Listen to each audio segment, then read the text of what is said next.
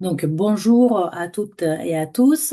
Merci d'être là pour ce troisième webinaire organisé dans le cadre du projet GlowUrb. C'est un projet financé par l'Agence nationale de la recherche et co-financé également par deux dispositifs de l'Université de Lyon. C'est l'École universitaire de recherche H2O Lyon et le LabEx Intelligence de Monde Urbain. Ce webinaire est dans le cadre de la semaine de l'eau organisée par l'EURH2O Lyon et donc on vous invite à aller regarder le programme en ligne parce qu'il y a plein d'autres événements qui ont encore lieu. Et donc aujourd'hui, ce troisième webinaire, après deux webinaires qui ont abordé plutôt les enjeux généraux, globaux sur les pressions anthropique sur le hydrosystème, ben, cette année, on a décidé de se focaliser plutôt sur l'aspect de la extraction des sédiments et en lien à l'urbanisation. Et nous avons du coup des études de cas un peu de partout dans le monde pour venir nous raconter ça, que ce soit depuis la Bolivie, l'Inde, le Chili ou encore la France métropolitaine et outre-mer. Donc j'attends pas plus. Propose à Louis de nous faire sa présentation qui va être sur la modélisation du fonctionnement de l'aquifère du centre urbain de l'Altiplano et le rôle potentiel de l'activité extractive qu'il a construit avec Céline Douig, donc les deux collègues depuis l'IRD. Ok, bon, merci. Bonjour à tous et à toutes. Bon, comme on va dit, je m'appelle Luis Hernandez et je vais vous présenter un petit peu des travaux qui ont été menés dans le cadre de ma thèse sous la direction de Céline Douic au sein de l'Institut de gestion de l'environnement de l'Université Grenoble-Alpes. Donc, la modélisation du fonctionnement de l'aquifère plus grand du centre urbain de l'altiplano et le rôle potentiel des activités ou de l'activité extractive. Tout d'abord, je vais donner un petit peu de contexte du domaine d'études, quelques caractéristiques et les questions scientifiques. Ensuite, je vais parler de la méthodologie qu'on a implémentée pour donner réponse aux questions. Tout de suite, je vous présente les résultats principaux qui nous intéressent dans ce webinaire. Et finalement, je donne les conclusions et les perspectives. Donc, le domaine d'études se situe, c'est l'aquifère du bassin de Bersin du Qatari, et lac Menor, qui se situe sur l'altiplano boliviano, et au sud-est du lac Titicaca, à l'ouest de la cordillère royale des Andes. Euh, Ce bassin versant a une superficie d'environ 2500 km², un climat présente un climat froid semi-aride, des précipitations qui varient entre 577 et 750 mm par an du côté de la cordillère et 800 mm par an du côté du lac, avec une évapotranspiration qui varie entre 1160 mm par an du côté de la cordillère et 1700 mm par an du côté du lac. Les villes principales sont El Alto, Viachepucarani, étant El Alto la ville la plus peuplée de l'altiplano, environ le 9% de la population bolivienne. Donc, les problématiques dans les bassins versants, des problématiques de l'eau. Tout d'abord, on peut repérer la disparition du glacier de Chacaltaya en 1998. Et il faut dire que dans le bassin versant, l'approvisionnement en eau potable vient de ressources en eau de surface.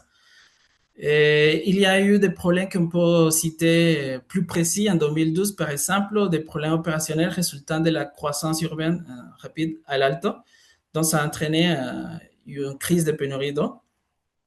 Ensuite, en 2016-2017, avec de faibles précipitations et une mauvaise anticipation, ça a entraîné aussi des problèmes, une crise la plus longue de l'histoire, en fait. Et ça, c'est en termes de quantité. En termes de qualité, euh, et juste pour citer, Archundi en 2016 a trouvé, ils ont trouvé des pollutions, en ce cas antibiotiques, sulfaméthoxazole, avec des concentrations qui varient entre 11 et 1300 nanogrammes par litre. Ça, c'est en surface. Mais dans les eaux souterraines, dans une moindre mesure, ils ont trouvé aussi sulfaméthoxazole entre 48 et 272 nanogrammes par litre. Il faut mentionner que donc, ces sulfaméthoxazole, c'est un traceur d'activité humaine.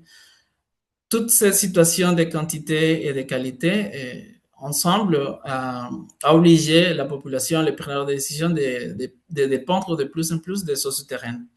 C'est pour ça qu'ils ont commencé à faire des forages, mais on se pose la question, est-ce qu'il y aura de l'eau? Quelle est la qualité? Et quand même, ça nous pousse, ça nous a motivé à faire à présenter, à poser les questions scientifiques. Comment fonctionne l'aquifère et où va la pollution? Donc, la méthodologie pour répondre à cette question, tout d'abord, pour le fonctionnement de l'aquifère, on s'appuie d'un modèle, d'un outil de modélisation. Cette modélisation à base physique. Tout d'abord, on a développé un modèle d'écoulement avec lequel on estime, on calcule un champ de vitesse, un champ de charge hydraulique et avec lequel on peut déterminer les systèmes d'écoulement. Ensuite, un modèle de temps de transfert qui va complémenter l'écoulement et qui nous permet de savoir le temps qui met une molécule d'eau depuis l'entrée jusqu'à l'exutoire. Et aussi, on a développé un modèle de probabilité de sortie qui nous donne un champ de probabilité, c'est-à-dire la probabilité de l'eau souterraine de sortir par un exutoire.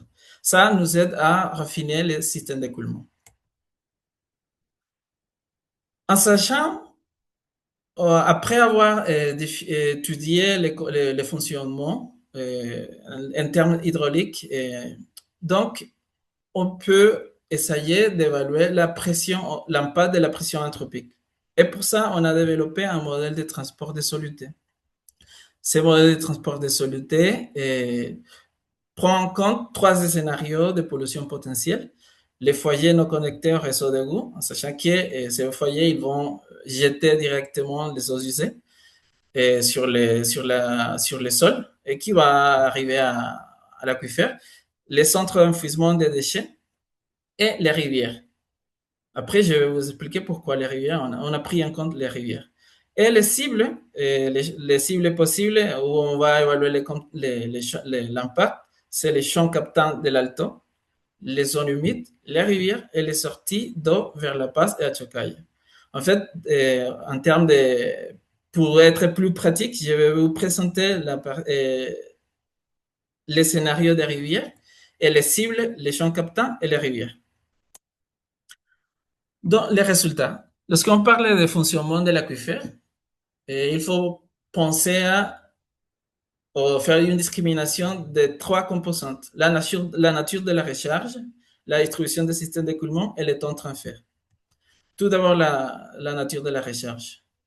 Trois conditions limites ont été testées concernant la recharge, c'est-à-dire que la recharge dans les domaines d'études est composée des apports des glaciers, c'est-à-dire la fonte des glaciers, l'infiltration efficace, c'est un apport de pluie, et les échanges de la rivière.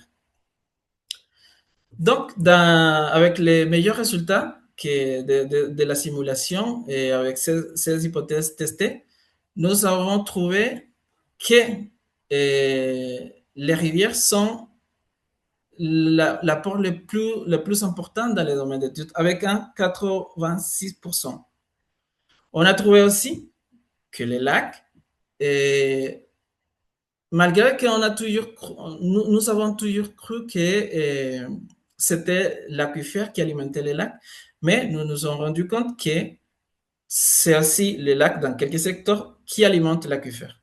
Donc, ce sont deux messages importants à donner. Ensuite, les systèmes d'écoulement. Donc, à gauche, je vous présente la distribution des systèmes d'écoulement. On peut remarquer que c'est assez complexe cette distribution. On voit des systèmes de taille locale, de taille intermédiaire et de taille régionale. Donc, ce qu'on a fait, en sachant qu'il y a c'est difficile de faire une analyse avec cette distribution assez hétérogène. Nous avons fait une simplification et, et on a déterminé 100 systèmes d'écoulement. Les systèmes des cordillères, les systèmes du lac, les systèmes de Qatari et les systèmes du sud. Et les systèmes les plus importants qui se trouvent dans le secteur de l'Alto, c'est les systèmes de puits. Il faut mentionner que lorsqu'on parle de système d'écoulement, la définition, c'est une zone de recharge liée à un exutoire par des lignes de courant. Ça, c'est notre unité hydrogéologique de base, d'analyse. Ici à droite, je vous présente donc la manière comment on a raffiné le système d'écoulement des puits qui a été formé par les puits, ça c'est l'exutoire. Donc, avec les modèles d'exit probability.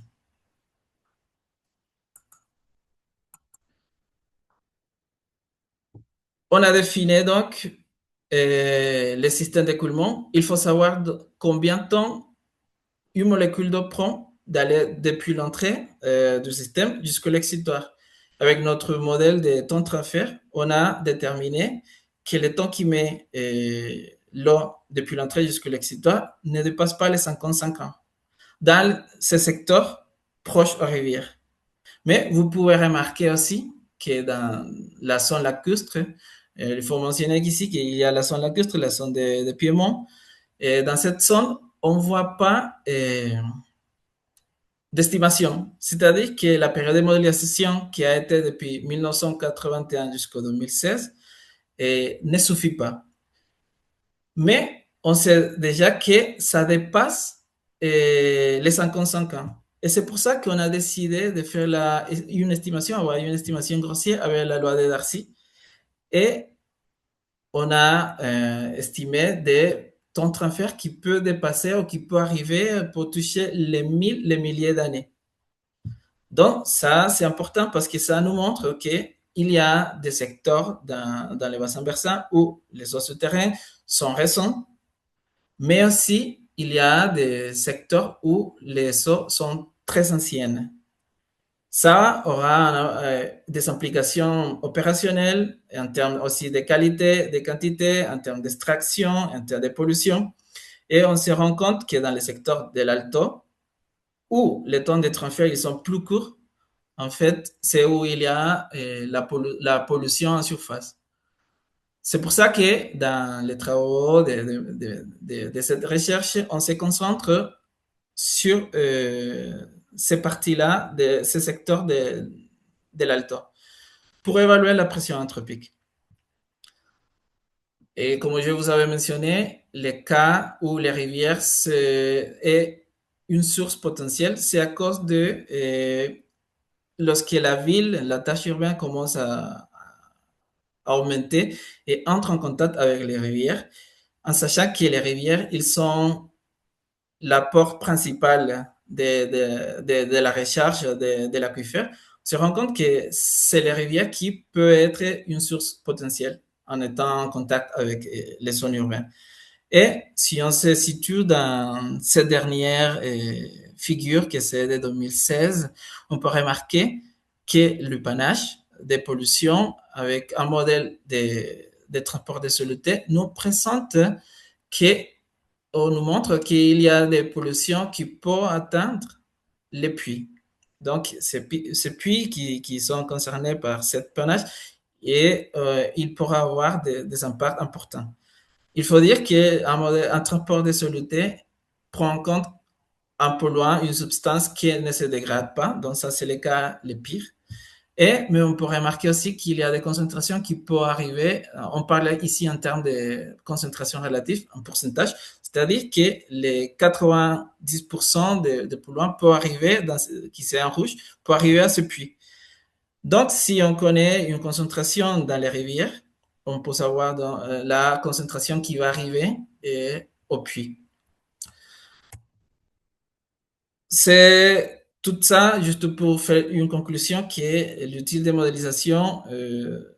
Avec notre modélisation, nous sommes pu comprendre le fonctionnement de l'aquifère du Qatari Et on a pu évaluer l'impact de la pression anthropique en termes de pollution et avec les scénarios que je vous ai présentés.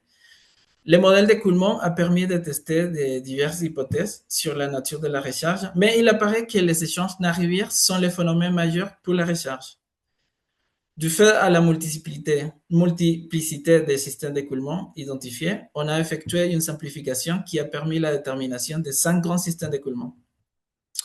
On distingue dans ces systèmes d'écoulement des temps de transfert qui ne dépassent pas les 55 ans, c'est-à-dire des eaux récentes, et des temps qui peuvent dépasser les milliers d'années. Ça, c'est du côté les zones plus proches au lac. Ce sont des paléos. Il apparaît plus pertinent d'évaluer l'impact de la pression anthropique et du changement climatique dans le secteur de l'Alto. Pour les perspectives, et c'est où j'ouvre la discussion au sujet de cette webinaire, il est nécessaire de suivre l'évolution des niveaux d'eau dans les cours d'eau qui traversent les domaines d'études et de l'élever bathymétrie des cours d'eau qui alimentent ou qui drainent l'aquifère apparaissent nécessaires.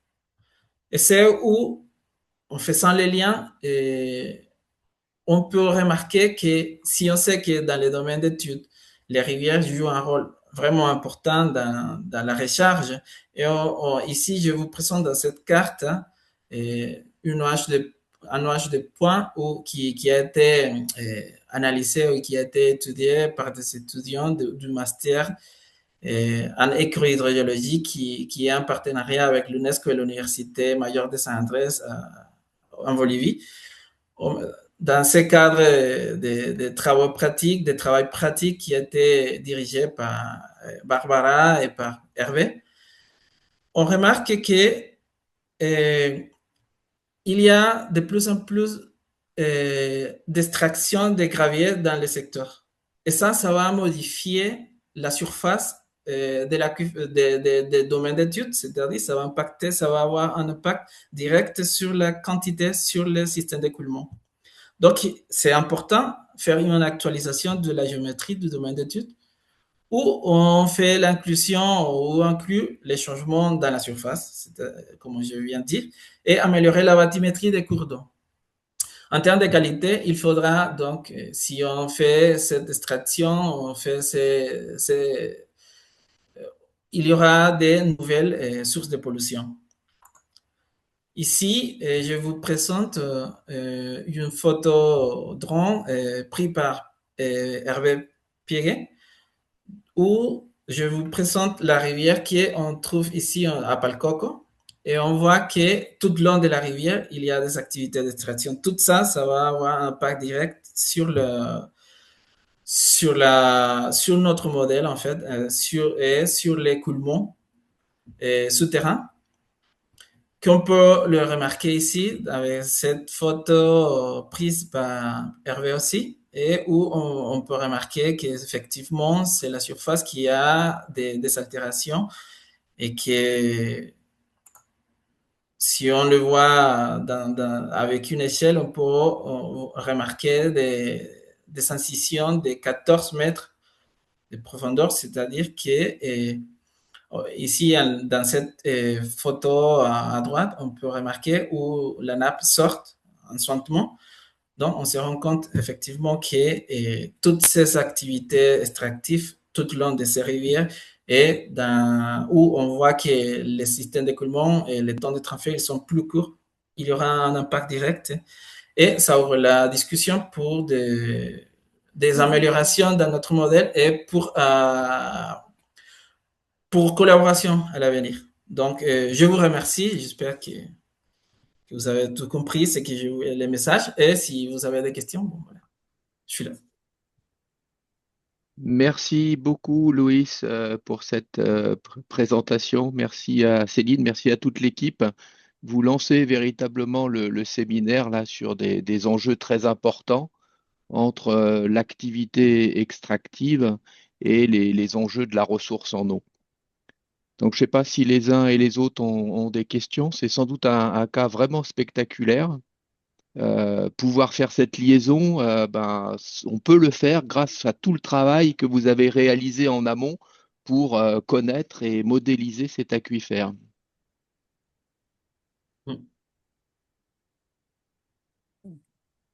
Moi, on attend les questions dans le chat, mais j'en ai une pour commencer. Du coup, on voit qu'il y a 14 mètres d'incision, hein, localement.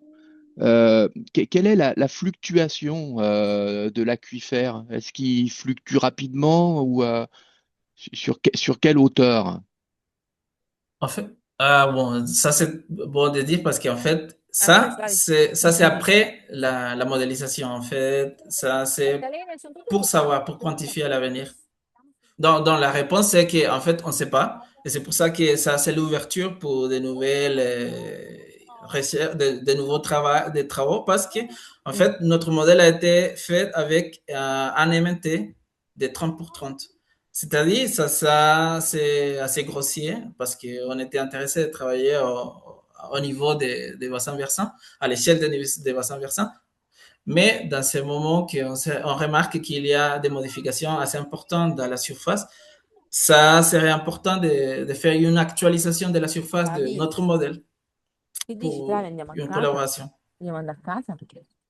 Pour rajouter à Louis, on a quelques piésos qu'on suit constamment. Enfin, on a des sondes automatiques qui sont pas dans cette région-là. Et oui, on voit bien sûr le niveau fluctue, mais il faudrait, comme dit Louis, raffiner le modèle pour avoir plus de détails sur cette zone en particulier. Où, Ouais, ouais, et les données terrain, pour l'instant, sont assez pauvres. Voilà.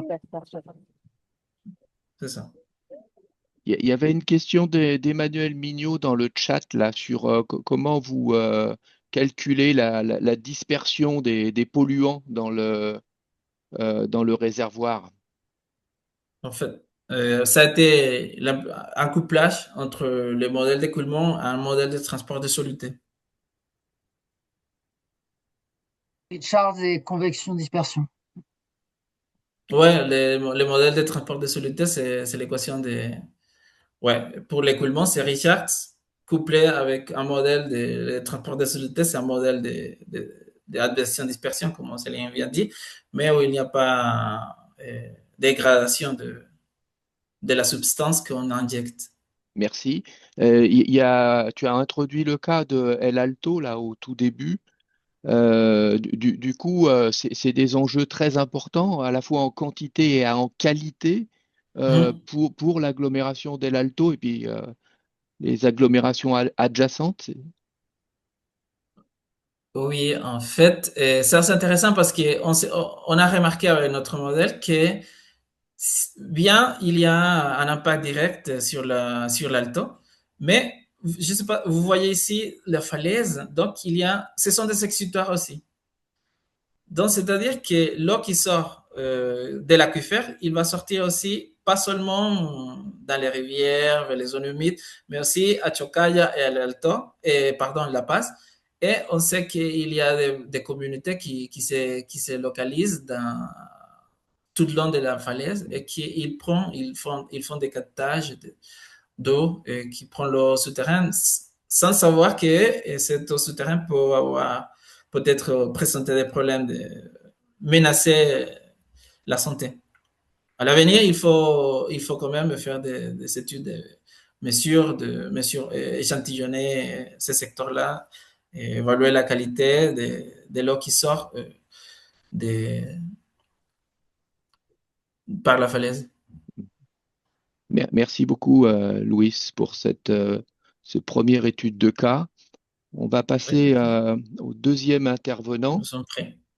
Euh, Vikrant Jain, qui est de l'IIT Gandhinagar en Inde et qui travaille sur la Yamuna, notamment dans la traversée de Delhi. Et donc, il va nous montrer un peu aussi les enjeux de l'extraction sur ce deuxième cas. Bonjour, merci Hervé pour cette invitation. Donc, je vais vous parler des impacts hydrogéomorphiques et des contraintes anthropométriques de la rivière Yamuna. Je vais parler de l'hydrologie, de la morphologie et voici tous les membres de mon équipe également ici en bas, vous voyez donc indiqués.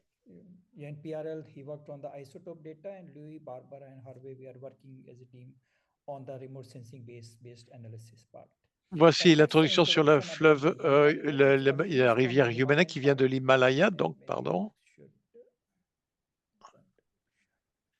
Vous voyez ici elle vient de l'Himalaya, à peu près à 6000 mètres, et elle arrive à New Delhi à peu près 400 km en aval pour descendre jusqu'à la mer. Donc c'est une grande rivière, vous voyez, avec vous voyez les chiffres, mais il y a des impacts anthropogéniques qui viennent de trois aspects. D'abord, il y a un barrage ici près de la montagne qui s'appelle le barrage d'Atnikun.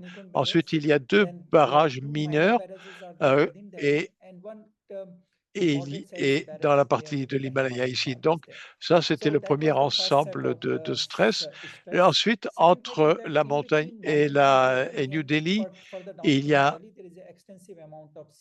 beaucoup d'exploitation de gravier, de sable également, et ceci crée bien sûr un impact sur le système de la rivière. Et ensuite, la rivière traverse New Delhi et il y a à peu près 50 km donc de traversée de la rivière. Voilà. Bien sûr, la pluviométrie se produit surtout sur l'Himalaya, les contreforts de l'Himalaya. Et donc, lorsqu'on traverse la zone de Delhi, on voit que, bien sûr, la population de New Delhi est passée de 5 à 20 millions. Donc, il y a une surexploitation de la ressource hydrique. Et ceci, bien sûr, il y a une très forte pression sur la rivière. Et donc, c'est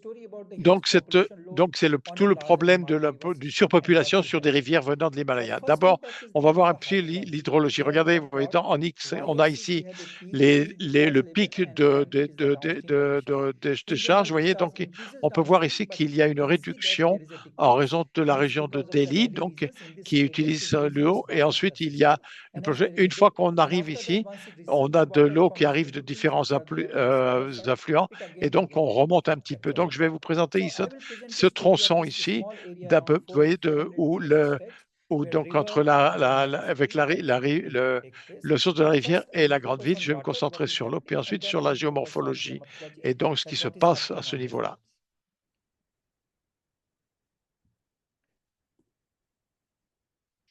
Pour l'eau, j'ai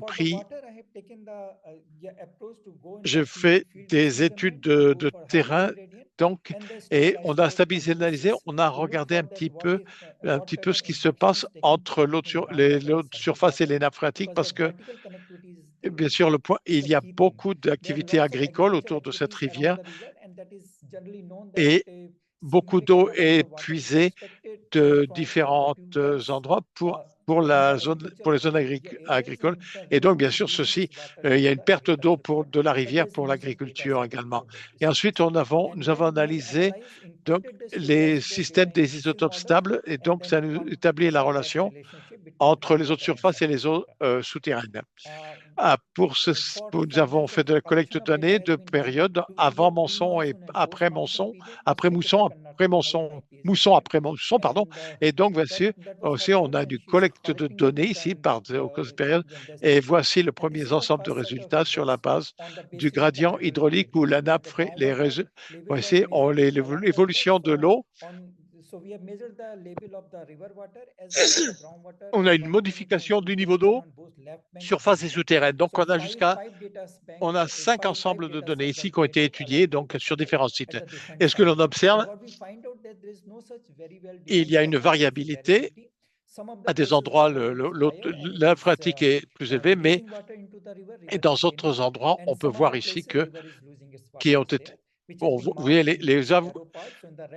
dans les flèches rouges, on perd de l'eau. Dans les flèches bleues, on apporte de l'eau à la rivière. Donc, voilà. Ensuite, le deuxième ensemble de données, c'est l'étude sur les isotopes stables. Pardon. on a choisi, on a l'oxygène 18 et ensuite on a le deutérium et ensuite, donc on peut voir ici la ligne bleue, c'est l'eau de la rivière et ensuite en vert et en jaune et c'est les données sur les l'eau des nappes phréatiques, l'eau souterraine. Si l'on regarde l'eau de la rivière, on voit que donc on a les isotopes plus lourdes et c'est ce qu'on attend lorsque l'eau. Il y a des activités qui se produisent, mais d'un seul coup, on voit qu'il y a une chute ici et on s'approche en fait du niveau que l'on retrouve dans les nappes phréatiques. Et après la mousson, donc c'est avant la mousson.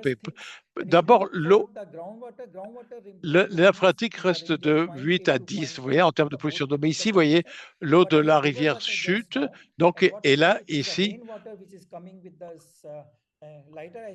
tout le système est réduit et on a des valeurs beaucoup plus faibles ici. Encore une fois, encore une fois, on a un mélange qui se refait à cette zone ici. La même chose est observée pour encore une fois, vous voyez ici, on a les mélanges encore qui se font après avec les nappes phréatiques. On voit ici qu'il y a une réduction parce qu'on voit qu'il y a une pièce dans le système, mais ensuite on a à nouveau un mélange enfin. Donc, le premier ensemble de données ici, c'est que l'eau de la rivière et les nappes phréatiques, mais après ce point, il y a un mélange des eaux.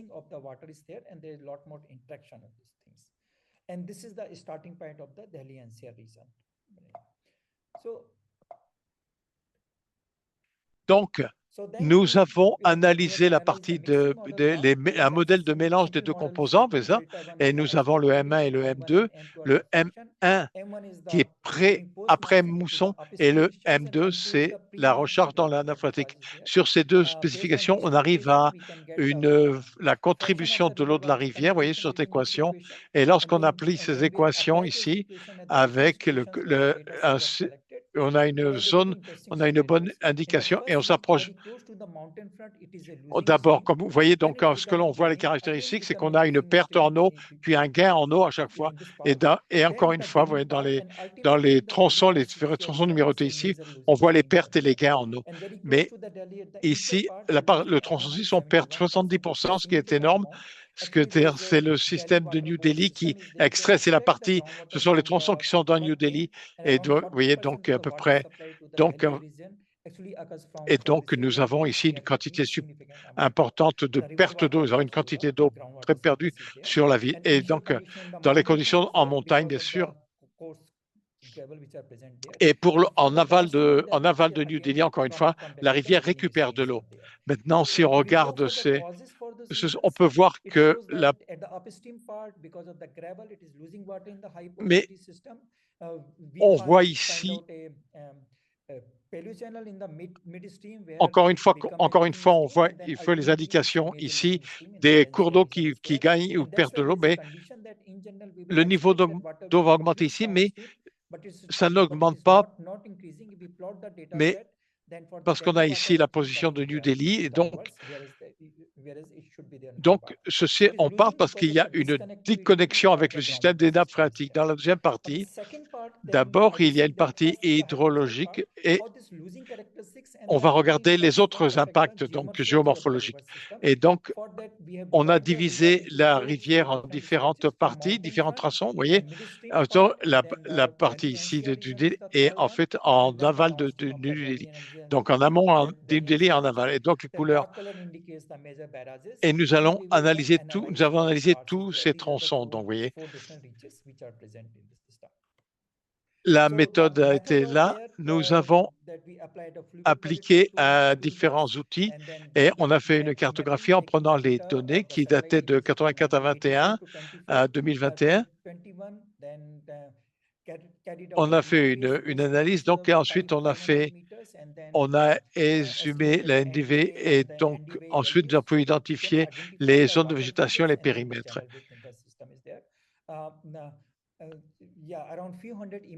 Vous voyez l'ensemble ici des mesures que nous avons faites et donc vous voyez tous les ensembles de données hydrologiques. Pour analyser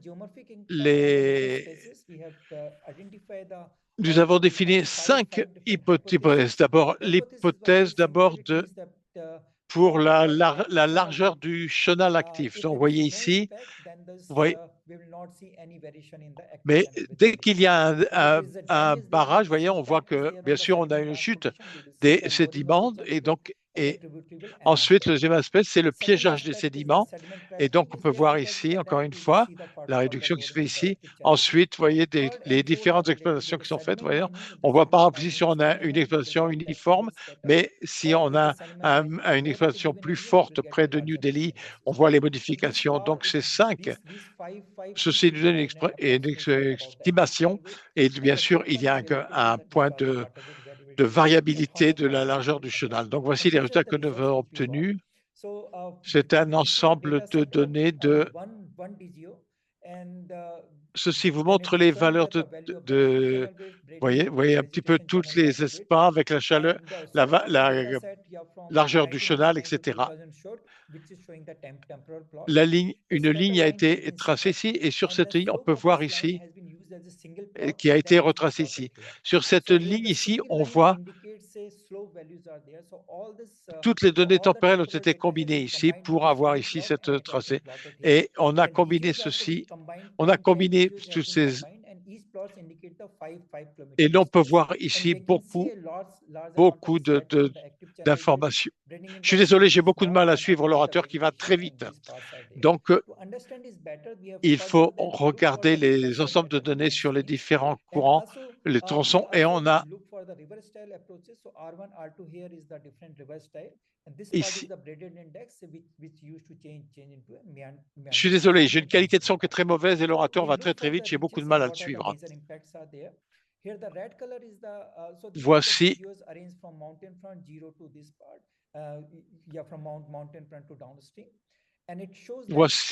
Voici l'emplacement du barrage et en aval du barrage, vous voyez, on n'a pas le même impact. Il y a une...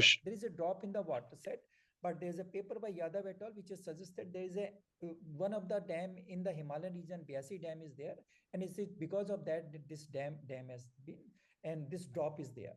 Cette ligne rouge pointillée est point of the barrage, and we can see that no major change had happened when the barrage started functioning into the system. Hence, it shows that there is no major impact of the dam system is there.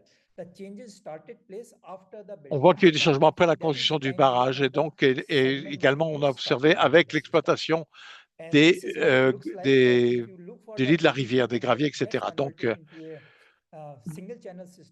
because of the excessive siltation and then the loss of water at the mountain front is the reason for this. So we look for on a étudié tout le système depuis 2015, voyez, donc l'exploitation des sédiments s'est faite, voyez, donc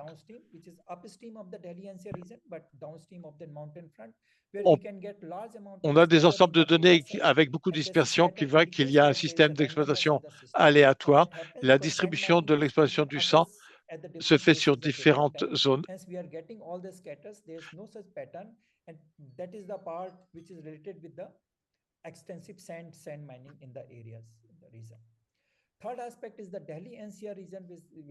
Vous voyez ici, ces deux colonnes, ces deux zones brunes vous montrent. En bleu, nous avons les zones de barrage. And that is expected because river is losing its water to the groundwater, and hence there is an extensive amount of losses there. For the downstream of Delhi, then we can see the recovery or the stability is there. On a les mêmes caractéristiques des deux côtés ici sur les. Donc la rivière perd de l'eau et donc le dernier point, c'est qu'en aval de cette en aval de la zone de New Delhi, il y a moins de dispersion, la rivière est plus régulière et on a une réduction du schéma, mais il y a une réduction de la largeur du chenal. Mais je suis désolé, j'ai vraiment beaucoup de mal à suivre l'orateur qui va très vite. Très vite et j'ai un son très mauvais.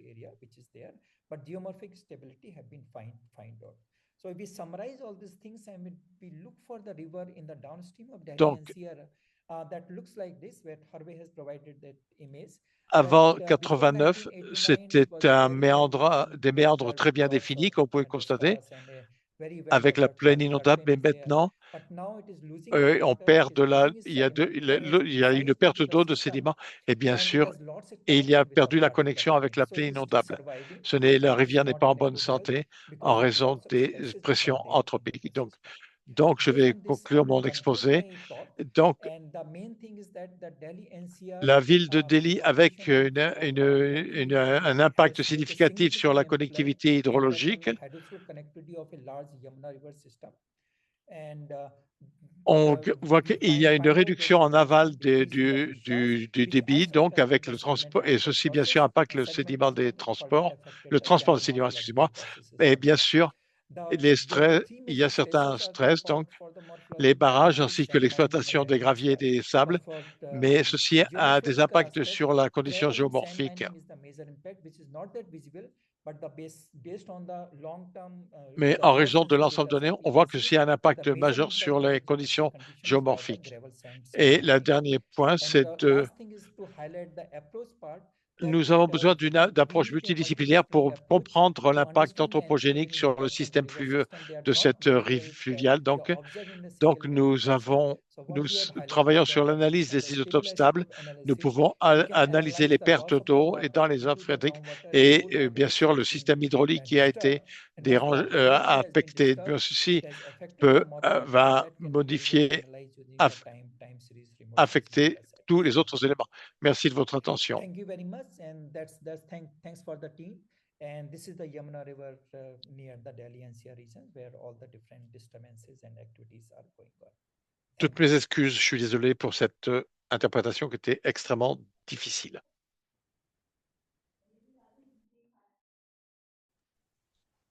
Merci beaucoup, Vikrant, pour cette présentation. Alors, c'était un petit peu trop vite pour le traducteur, mais je pense qu'on sait qu'il est très fort et, et il a pu retranscrire tout ça.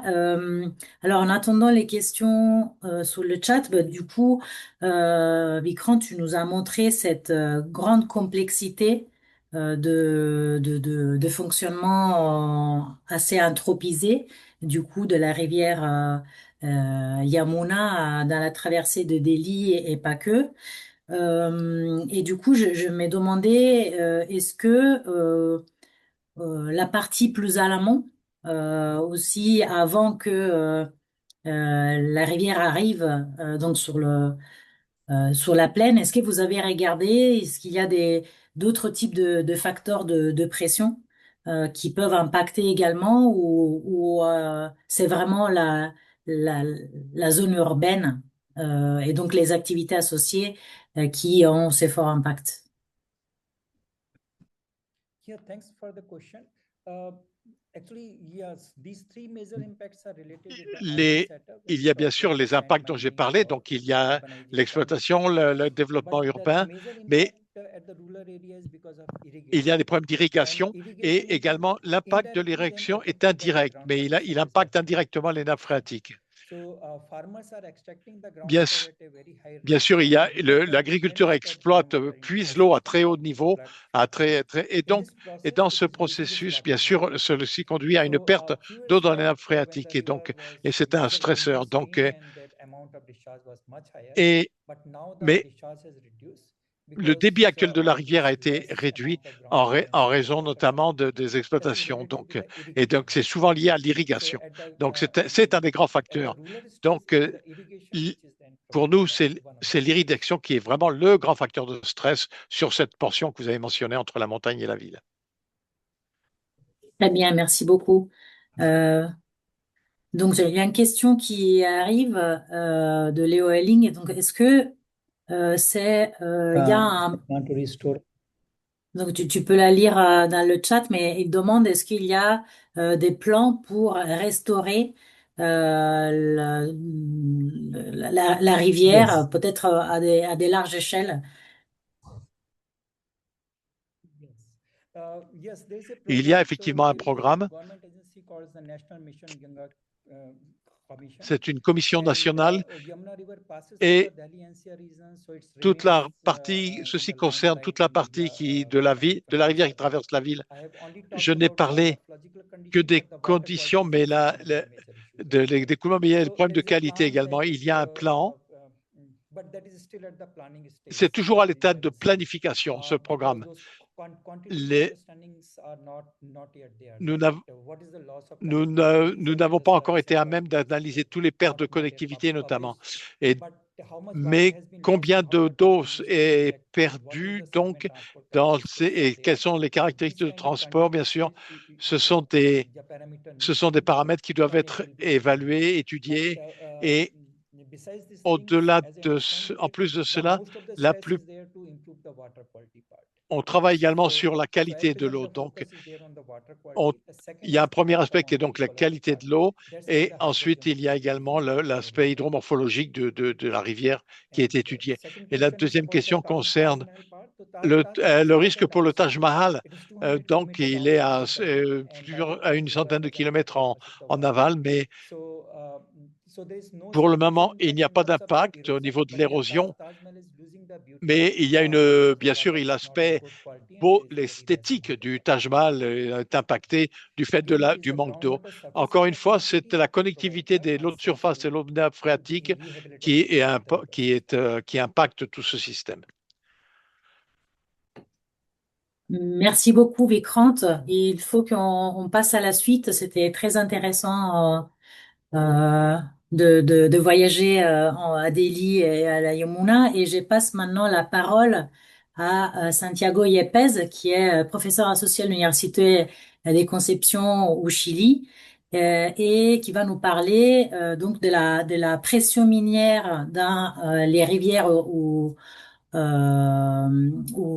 et les impacts géomorphologiques, spécifiquement sur le fleuve Biobío, en nous portant en perspective aussi de quels sont les apports de l'hyperfréquence temporelle grâce aux données satellites et aux drones. Merci beaucoup, Santiago. Vas-y. Donc, d'abord, je vais commencer mon exposé en vous remerciant, Yon et H2O Lyon, qui je vais vous parler parler des premiers travaux de ma thèse, donc avec le soutien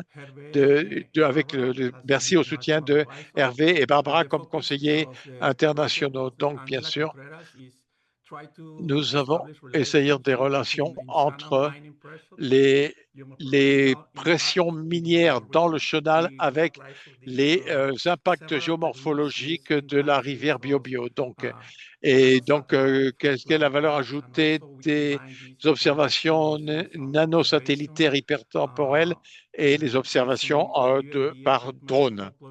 Donc, bien sûr, avec des systèmes de caméras qui permettent de faire des relevés des études spectrales. Donc, d'abord, l'historique de l'étude, puis je vais vous expliquer un petit peu la méthodologie. Finalement, je vais essayer de vous montrer, de vous fournir des résultats préliminaires sur cette étude. Donc, le contexte et le problème. Donc, d'abord, cette étude concerne l'extraction de granulats dans les rivières du Chili. Également, c'est un problème dans ces rivières qui se produisent dans le monde, on le sait, mais ici, je vous montre le contexte de cette étude, la zone. Parfois, l'extraction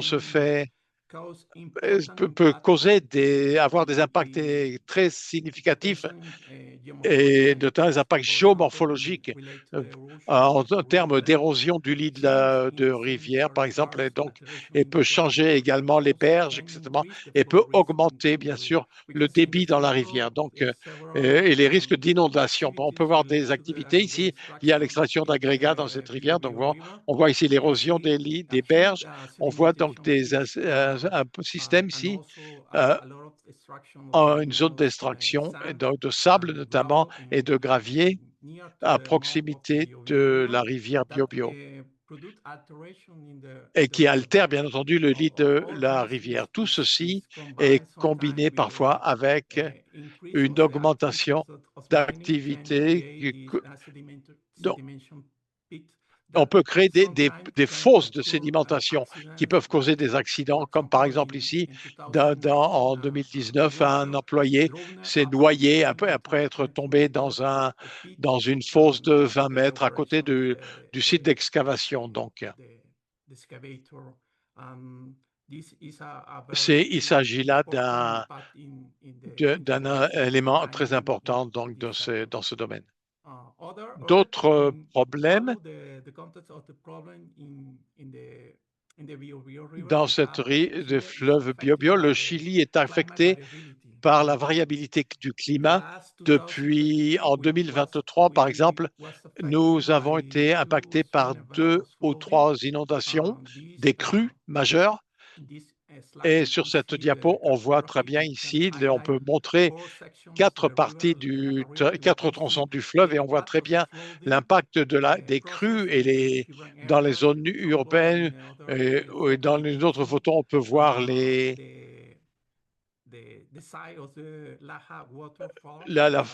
une cascade, par exemple, vous voyez très bien, qui a changé les chutes là, déjà, vous voyez, tout ceci a impacté la rivière. Donc, et nous avons également des infrastructures près de la plaine inondable qui ont été impactées par ces crues et par le courant. Voici la zone étudiée donc le bassin du fleuve Biobío. Ce fleuve est très important parce qu'il impacte non seulement la production d'énergie et l'hydroélectrique, il y a beaucoup d'entreprises, de l'industrie forestière par exemple, hein, mais qui utilise beaucoup d'eau donc pour transformer le bois, notamment les usines de cellulose. Et il y a également un impact de l'agriculture avec les canaux d'irrigation, hein, le long de et de plus, il y a cette rivière est caractérisée par une très forte pente, un bassin versant très court et très pentu. Donc, pardon. Et donc, ceci entraîne, et donc il y a également des usines hydroélectriques le long de cette rivière. Donc, il y a la centrale de Rangotangue en Kosua, et donc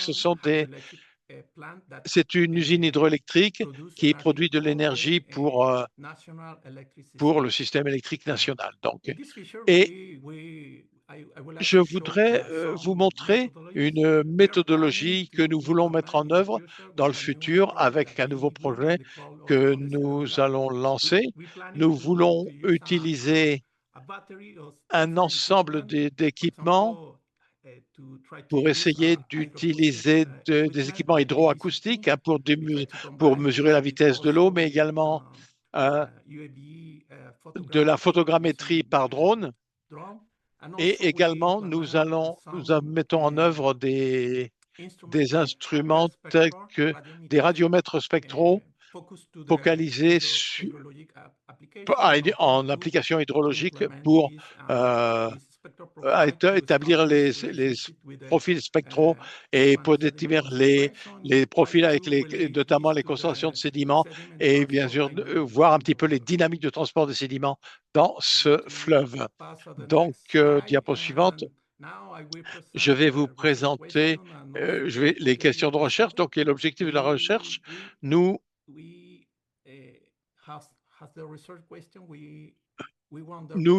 la question que je pose, c'est comment pouvons-nous détecter la pression des exploitations d'excavation dans le chenal et comment pouvons-nous surveiller cela à différentes échelles spatiales.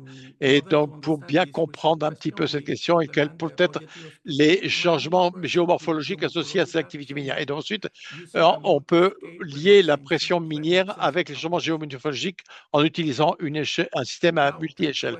Pour arriver à ceci, nous proposons un cadre méthodologique multi-échelle. Nous travaillons sur différentes échelles, régionales, intermédiaires, locales, en utilisant différents instruments. Si l'on regarde par exemple l'image,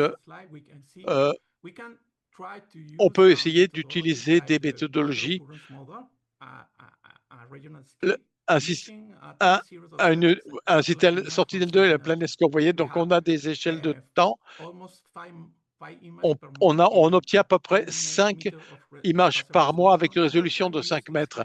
Et on peut utiliser ceci pour mettre en œuvre le long de la rivière pour essayer d'identifier la taille critique à partir de laquelle on peut identifier les exploitations minières, ainsi que l'extraction de granulats, etc. Et ensuite, nous passons, une fois qu'on a identifié ces sites critiques, nous allons passer à une autre échelle en utilisant des nanosatellites, par exemple, les planiscopes de nanosatellites qu'on appelle des superdove. Ils ont une définition, une résolution de 3 mètres avec une image quotidienne.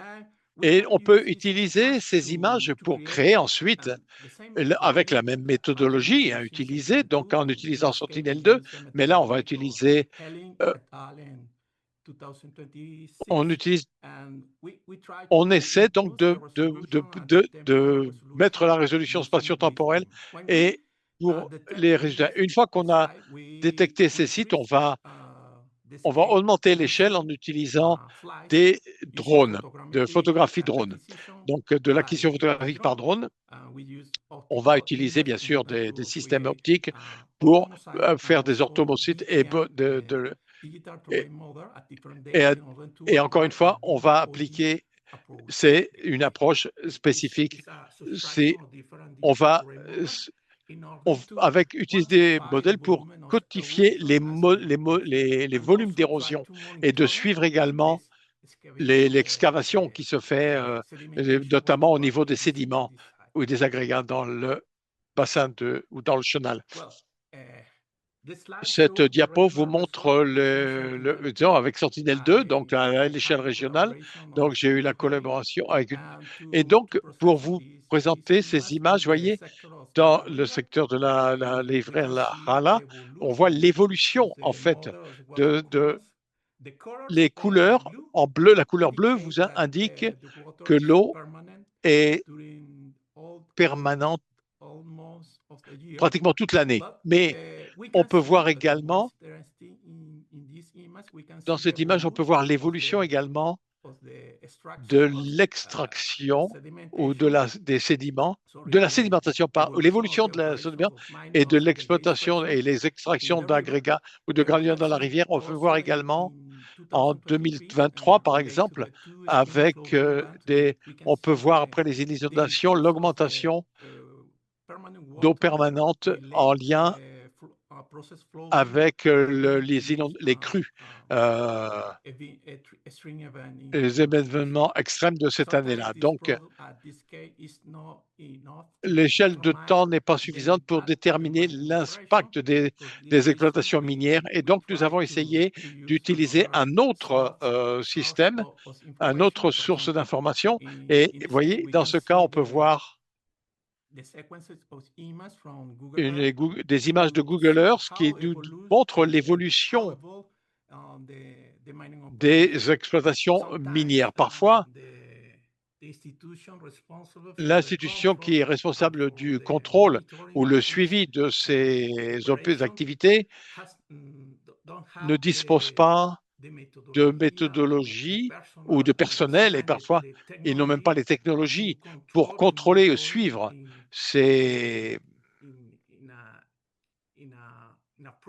de façon appropriée ce type d'activité. Par exemple, ici, on peut voir, il est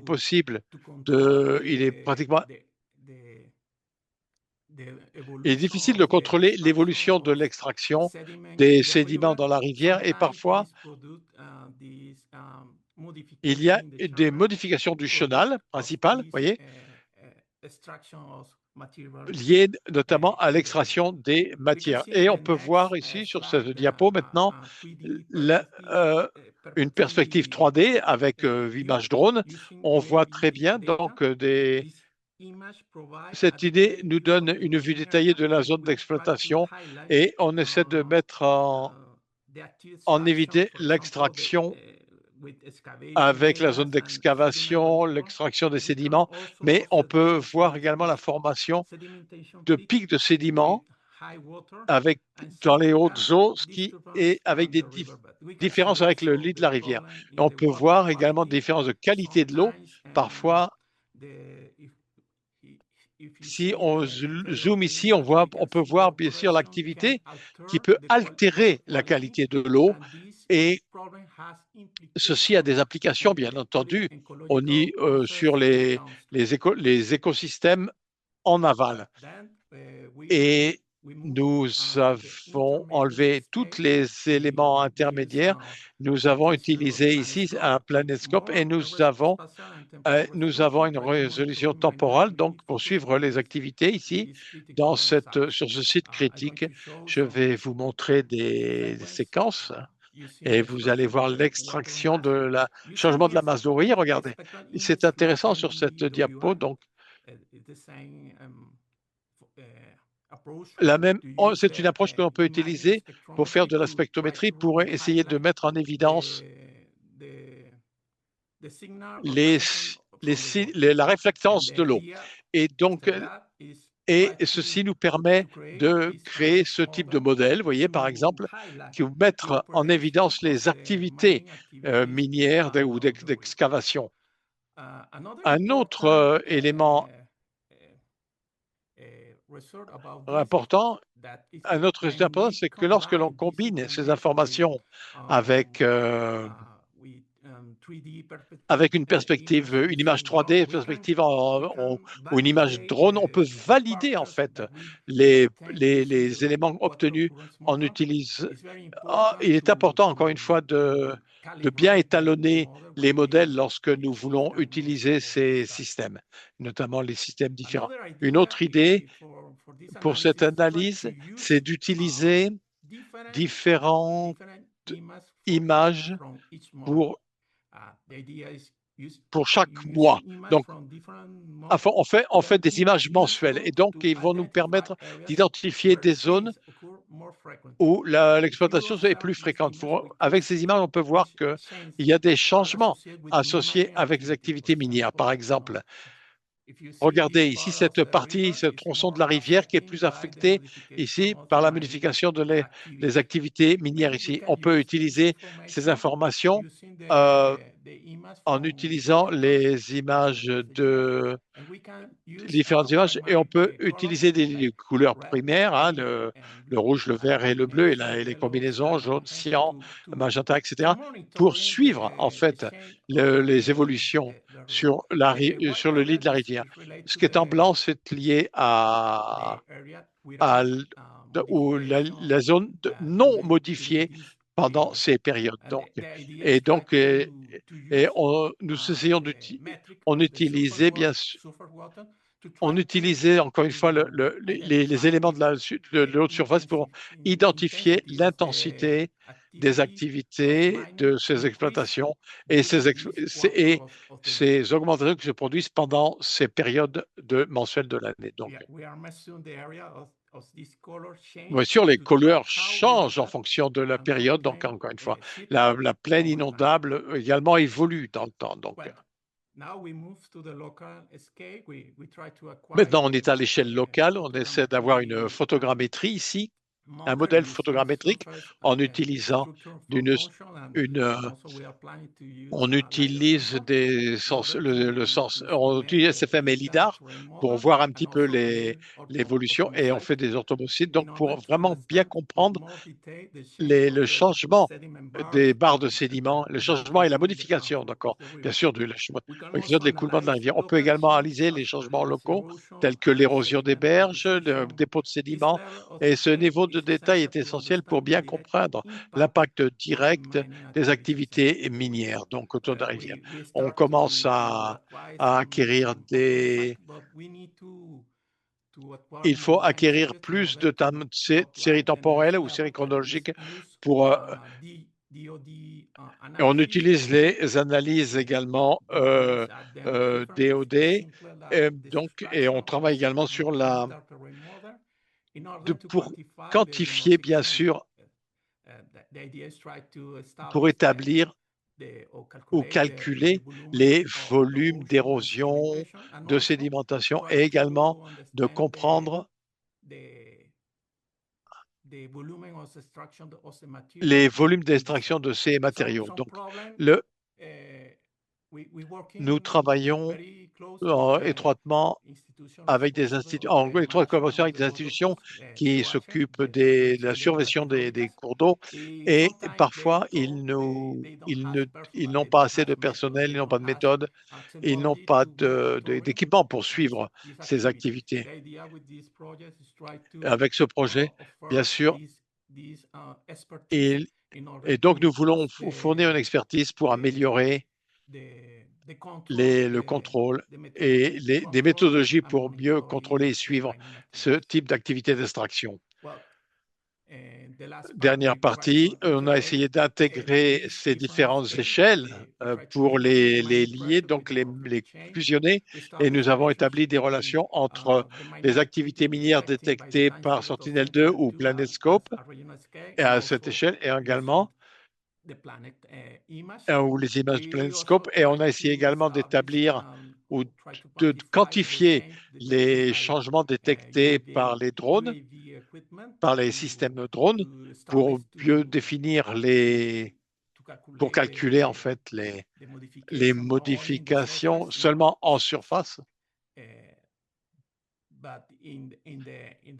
Mais dans le lit de la rivière également, donc combiner ceci avec des technologies en lien avec l'écologie acoustique, par exemple. ADCP, que vous avez, est un système de télédétection qui va utiliser les signaux acoustiques pour établir des relations entre notamment déterminer la densité de matière en suspension dans un cours d'eau. Et il va falloir conclure. Le temps passe bien vite. Et vous voyez, toutes ces informations, on peut estimer maintenant. Donc, vous voyez, les matières en suspension, les flux de sédiments, et on peut établir apparemment, c'est sûr. Et on essaie de collecter l'ensemble de ces informations en amont et en aval des exploitations minières pour voir ce qui se passe dans la colonne d'eau et dans le lit de la rivière. Donc les principales observations, donc on peut utiliser les systèmes de télédétection à multi-échelle pour détecter les activités minières. On va utiliser différentes échelles, des images satellitaires, de l'UAV. Les données de drones nous permettent de mieux quantifier les érosions et les dépositions, et cette approche est en soutien à la gestion des rivières et l'évaluation des impacts. Nous allons produire également des données LIDAR aériennes, donc pour faire de la simulation hydraulique, pour mieux simuler ceci à différentes périodes en utilisant donc ces systèmes. Et voici encore une autre image. Merci beaucoup. Merci beaucoup, Santiago. Tu es face à des extractions qui sont énormes également, beaucoup d'enjeux. Le temps passe vite. Il y a pas mal de questions dans le chat. Je t'invite à y répondre, et on va passer à l'intervenant suivant. Il s'agit de Gabrielle Melin. Elle va aborder les activités minières alluvionnaires sur les petites rivières guyanaises. Il est de l'Office français de la biodiversité. C'est un des gestionnaires qui doit prendre en charge ce type de problèmes, mais qui sont assez sensibles. Gabrielle, c'est à toi. Oui, bonjour à toutes et à tous, rebonjour. Moi, je suis Gabriel Melin. Je m'occupe de l'hydromorphologie et de la gestion sédimentaire à la direction de la recherche et de l'appui scientifique de l'Office français de la biodiversité. Et donc, je profite de cette introduction pour remercier déjà Céline, Barbara et Hervé pour l'invitation à parler d'un sujet sur lequel on est investi depuis plusieurs années maintenant, côté OFB, à savoir l'impact des activités minières alluvionnaires sur les petites criques, les petits cours d'eau de Guyane française. Voilà, donc on travaille là-dessus depuis 2017-2018, à la fois sur le volet impact et puis aussi sur le volet réhabilitation, technique de la réhabilitation, en appui bien sûr aux services de l'État et aux exploitants miniers légaux. Alors, ma présentation sera en 3 temps. Déjà, rappeler un petit peu le contexte et les enjeux des activités minières en Guyane, une rapide typologie en 4 points des principaux impacts environnementaux des activités minières en Guyane, et puis un petit point également sur les méthodes de monitoring, de suivi de certains de ces impacts qui ont pu être déployés avec différents partenaires. Alors, la première chose qui me semblait intéressante à évoquer, assez succinctement bien entendu, c'est de comprendre pourquoi il y avait de l'or en Guyane. Les événements géologiques qui ont façonné, construit le bouclier guyanais, qui s'étend bien sûr au-delà de la Guyane française, sont pas récents, hein. Ils datent du Paléoprotérozoïque, et notamment d'une période comprise entre 2,2 et 2 milliards d'années à peu près. Et c'est une période qui a vu se succéder plusieurs phases tectoniques très importantes, très complexes, notamment une phase d'ouverture, puis de fermeture d'un océan, avant une phase de collision qui a probablement mené à la mise en place d'une chaîne de montagnes. C'est donc une orogénèse, et on parle plus précisément ici de l'orogénèse transamazonienne. Voilà. C'est d'ailleurs à l'occasion de cette collision que l'Afrique de l'Ouest et l'Amérique du Sud se sont rassemblées. Ce qu'il faut retenir, c'est que ce soubassement géologique de Guyane est très majoritairement composé de roches très anciennes, initialement magmatiques, qui ont été métamorphisées notamment lors de la phase orogénèse. Et on va retrouver dans l'ensemble de roches qui a été mise en place à ce moment-là, 2 ceintures de roches vertes. Alors je vais mettre mon petit pointeur, voilà, vous les voyez ici, hein, il y a des ceintures de roches vertes qui ont une orientation est-ouest, qui sont bien visibles sur cette carte, une ceinture au sud et puis une ceinture au nord. Voilà, et dans ces ceintures de roches vertes, qui proviennent d'un ensemble de roches volcaniques qui sont mises en place à l'occasion plus précisément de la fermeture d'ailleurs de l'ancien océan. Et donc pour répondre à la première question sur l'origine de l'or de Guyane, comme vous le constatez sur la carte cette fois-ci au centre, eh bien, on se rend compte que les minéralisations aurifères sont très majoritairement associées à ces 2 ceintures de roches vertes qui ont été mises en place. Alors aujourd'hui, la chaîne de montagnes qui était à l'origine de l'orogénèse transamazonienne n'est plus, bien entendu, et le paysage a été fortement nivelé, érodé, même si quelques points hauts, comme vous le voyez sur cette illustration, quelques points hauts persistent dans le paysage guyanais, notamment sous forme d'Inselberg, qui sont absolument magnifiques. 3 choses à retenir sur ce territoire guyanais. Il s'étend quand même sur 84 000 km², donc c'est assez important. Il est couvert à 95% par une forêt tropicale humide, primaire mais aussi secondaire. Ce milieu forestier, il est soumis à une très forte altération météorique, évidemment, avec un intense lessivage des sols, on va revenir dessus, notamment un intense lessivage qui découle directement de précipitations très abondantes sur ce territoire.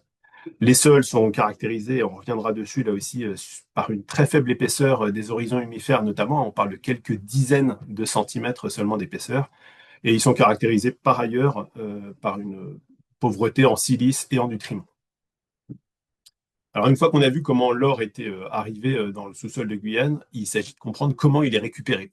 On distingue 2 principaux types d'activités extractives, aurifères, les activités minières primaires qui concernent l'extraction de l'or qui est directement présent dans le substratum rocheux, dans la roche-mère. Donc là, on va parler de filons de quartz la plupart du temps. Et les activités minières secondaires, ce sont elles qui vont nous intéresser, alors secondaires ou alluvionnaires, qui correspondent finalement à l'exploitation des particules d'or issues de l'altération des gisements primaires par l'érosion. Et on a vu que cette érosion, elle était très intense et qu'elle avait duré plusieurs dizaines de millions d'années. Donc effectivement, c'est un processus très long. Les particules, elles sont libérées à l'occasion de l'érosion, elles sont reprises en charge au fil du temps. Encore une fois, on parle de centaines de milliers d'années, de millions d'années, et elles vont finir par, au degré de la progression sur les versants, par se déposer dans les fonds de vallée à une profondeur très variable hein, selon les secteurs de Guyane, une profondeur généralement comprise entre 3 et 10 mètres sous la surface du sol dans les dépôts alluviaux. Voilà, c'est là que l'or est massivement exploité en Guyane aujourd'hui. Elles sont largement majoritaires, hein, plus de 80% des titres miniers, et je reviendrai dessus, se font en alluvionnaire aujourd'hui. Et c'est ce type d'exploitation qui nous intéresse aussi parce qu'effectivement, il est majoritaire. D'un point de vue historique, alors si la présence d'or, vous le savez toutes et tous, est évoquée depuis les grandes explorations des 16e et 17e siècles, finalement, ce n'est qu'en 1855 hein, que la présence d'or est avérée dans les cours d'eau guyanais. C'est donc finalement assez récent, entre guillemets. Cette découverte, elle a initié une véritable ruée vers l'or, hein, c'est dans un contexte assez favorable, qui a perduré globalement jusqu'au début de la Première Guerre mondiale. C'est alors une ruée qui s'appuie sur des méthodes d'exploitation extrêmement rudimentaires, avec des outils très rudimentaires, hein, des bâtés, des sluices, finalement des éléments qui étaient construits directement dans la forêt, y compris dans des territoires très reculés, sans logistique extrêmement importante et massive. Cette activité, après la Première Guerre mondiale, elle a décliné hein, jusqu'aux années 70, y compris alignée sur un cours de l'or très très bas et un manque de débouchés, j'allais dire, en matière d'utilisation de la ressource aurifère. Et puis à partir des années 1970, sous l'effet, alors là inversement plutôt de la mécanisation, hein, les exploitations se sont massivement industrialisées et donc ça a permis une croissance très significative là, de la production aurifère guyanaise dans les années 80, plus encore dans les années 90. Hein. Pour donner un petit ordre d'idée, le pic de production est atteint en 2001, de production légale, hein, est atteint en 2001 avec une quantité de l'ordre de 4000 kilos, 4 tonnes d'or sur cette année-là. En parallèle, chose très importante, il y a un cadre réglementaire hein, qui s'est progressivement construit. Ce cadre réglementaire, il est notamment porté par le SDOM, donc le schéma départemental d'orientation minière, hein, qui a été élaboré en 2011, et puis par la mise en place de titres miniers dérogatoires sous forme d'autorisation d'exploitation. Voilà, donc AEX, c'est le titre minier, entre guillemets, parce que c'est un titre dérogatoire. C'est le titre minier qui prévaut, hein, je le disais tout à l'heure. 80% des zones exploitées légalement aujourd'hui le sont dans le cadre de ces autorisations d'exploitation AEX. Ce cadre, il fixe les règles du jeu pour l'exploitation légale. Et donc, il y a bien sûr beaucoup de prescriptions réglementaires. Ce qu'il faut retenir, c'est que, sauf cas très particulier, seulement les rivières de moins de 7 mètres et demi peuvent être exploitées, hein, donc a priori les petites rivières. Ces exploitations se font en circuit fermé, très important, avec l'idée de ne pas trop pénaliser le milieu récepteur. Et l'autre chose qu'il faudrait retenir, c'est le phasage obligatoire de ces exploitations légales, hein, avec 3 temps, un temps de défrichement, déforestation, qu'on peut finalement voir sur la partie droite de la photo, un second temps d'exploitation, où le sous-sol va être exploité jusqu'à la couche aurifère, et puis un troisième temps, alors non moins important, j'insiste dessus parce que c'est absolument capital, c'est le temps de la réhabilitation, hein, de la remise en état du site qui, bien sûr, totalement prévu dans le cadre du code minier dans ses dispositions actuelles. Voilà, donc les criques sont la plupart du temps dans les exploitations actuelles, hein, légales, dérivées sur le bord du flat, du lit majeur de la rivière, dérivées, le fond de vallée est intégralement exploité avant cette phase de réhabilitation.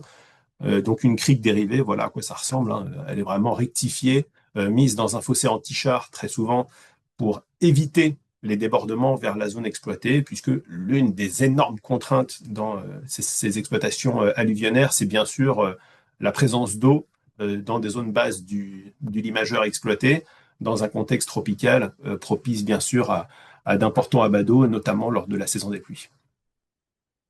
Alors, les enjeux environnementaux, quand même, c'est ça qui va nous intéresser de manière conséquente en Guyane, ils sont très importants. Et on peut les résumer en 8 points à peu près, ces enjeux environnementaux autour des activités minières. Bon, avant tout, ce qu'il faut avoir en tête, c'est bien sûr l'exceptionnelle biodiversité guyanaise. Quelques chiffres, 7 à 10 000 espèces végétales, dont 1700 espèces d'arbres en Guyane. C'est-à-dire qu'on compte en Guyane à peu près 140 à 200 espèces d'arbres par hectare, contre seulement une dizaine par hectare dans une forêt hexagonale ou européenne. Voilà. Donc très souvent, ce qu'on dit, c'est qu'il y a autant d'arbres dans un hectare de forêt guyanaise que dans toute l'Europe. On dénombre aussi 1500 espèces de vertébrés, 730 espèces d'oiseaux, 400 000 espèces d'insectes d'ores et déjà documentées. Donc voilà, c'est quelques éléments, quelques chiffres qui permettent de toucher du doigt l'extraordinaire biodiversité des milieux impactés. Alors la biodiversité terrestre, on a vu, la biodiversité aquatique, bah, elle est également extrêmement abondante et riche, hein. Il y a 367 espèces de poissons dulciaquicoles, donc c'est ces espèces de poissons qui vivent exclusivement en eau douce. Bah, pour comparaison, il y en a à peu près 80 en France hexagonale, hein. Donc là, on est quasiment à 4 fois le chiffre. Et puis, il y a un très très fort degré d'endémisme, bien sûr, bah, notamment sur le Maroni, hein, qui abrite à lui seul près de 300 espèces de poissons d'eau douce. Voilà. Et dans ces 300 espèces de poissons d'eau douce sur le bassin du Maroni, il y en a une cinquantaine qui sont totalement endémiques de ce bassin versant. Ce sont des milieux qui sont très bien préservés. Alors, ce qui nous permet de dire qu'ils sont très bien préservés globalement, c'est qu'aujourd'hui, suivant le dernier état des lieux de la directive cadre européenne sur l'eau, on a 60% des masses d'eau qui sont en très bon état. Pour comparaison, en hexagone, c'est moins de 10% des masses d'eau qui sont en très bon état. Alors malgré tout, tout n'est pas parfait, hein. On a des petits grains de sable dans la machine. Déjà, c'est qu'on a un manque cruel de connaissances, hein, du réseau hydrographique, de la biodiversité guyanaise. Par exemple, sur les macro-invertébrés, on estime aujourd'hui, malgré les centaines d'espèces d'ores et déjà recensées en Guyane et plus encore à l'échelle du plateau du Guyane, on estime qu'on connaît à peu près que 10% des espèces qui sont effectivement présentes dans les cours d'eau. Le deuxième grain de sable, entre guillemets, c'est le degré de protection de ces milieux. Vous voyez cette carte-là qui vous donne un petit peu les possibilités d'exploitation qui sont déterminées dans le cadre du SDOM que j'évoquais tout à l'heure. Donc, ce qu'il faut retenir, c'est qu'aujourd'hui, à peu près 50% du territoire guyanais peut effectivement faire l'objet d'exploitation. Tout ce que vous avez en blanc, c'est-à-dire en zone non exploitable ici, c'est notamment la zone qui est située en cœur de parc du parc amazonien de Guyane, voilà, où là, toute exploitation légale, bien entendu, est évidemment totalement interdite, ce qui n'empêche pas, on le verra, bien sûr, le développement des activités illégales. Troisième petit point un petit peu pénalisant, c'est qu'on a globalement une pression minière, et alors d'autant plus depuis quelques mois, avec l'envolée du cours de l'or, une pression minière qui tente à s'accroître sur ces milieux. Et puis, alors, les choses qui ne vont pas du tout, et on le touche du doigt désormais, c'est bien sûr déjà les impacts de ces activités. On les connaît bien, je vais évoquer cette typologie globalement des impacts des activités minières en 4 points. Donc ça, c'est documenté. C'est des impacts qui laissent déjà des traces à l'échelle d'une période récente de suivi, hein, notamment impulsée par la directive cadre européenne sur l'eau. Si vous regardez les deux petites cartes qui sont en haut, vous avez sur la carte en haut à gauche les activités aurifères légales et illégales. Bon, on se rend compte qu'elles se développent sur le réseau hydrographique exactement là où tout à l'heure on avait vu ces ceintures de roches vertes.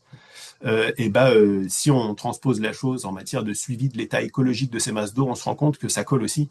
Globalement, les zones qui sont exploitées par les activités minières sont les zones qui sont dégradées en matière d'état écologique.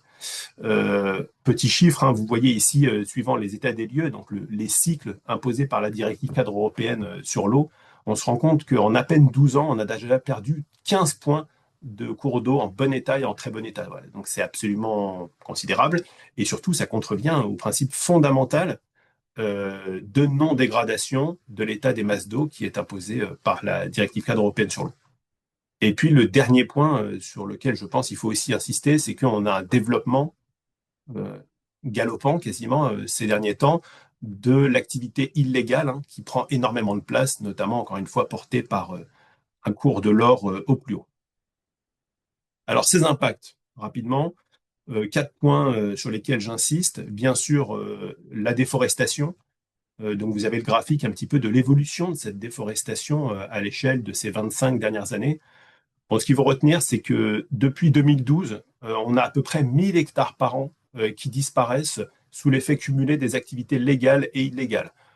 On avait une part prépondérante des activités légales dans cette déforestation, ce qui nous avait amené d'ailleurs à pointer du doigt le caractère spatiophage, désolé pour la traduction, spatiophage de ces exploitations légales qui prennent effectivement beaucoup d'emprise dans les fonds de vallée et donc qui déforestent énormément. Voilà, cette réalité tente à s'atténuer, hein, aussi portée par le nombre de l'exploitation illégale.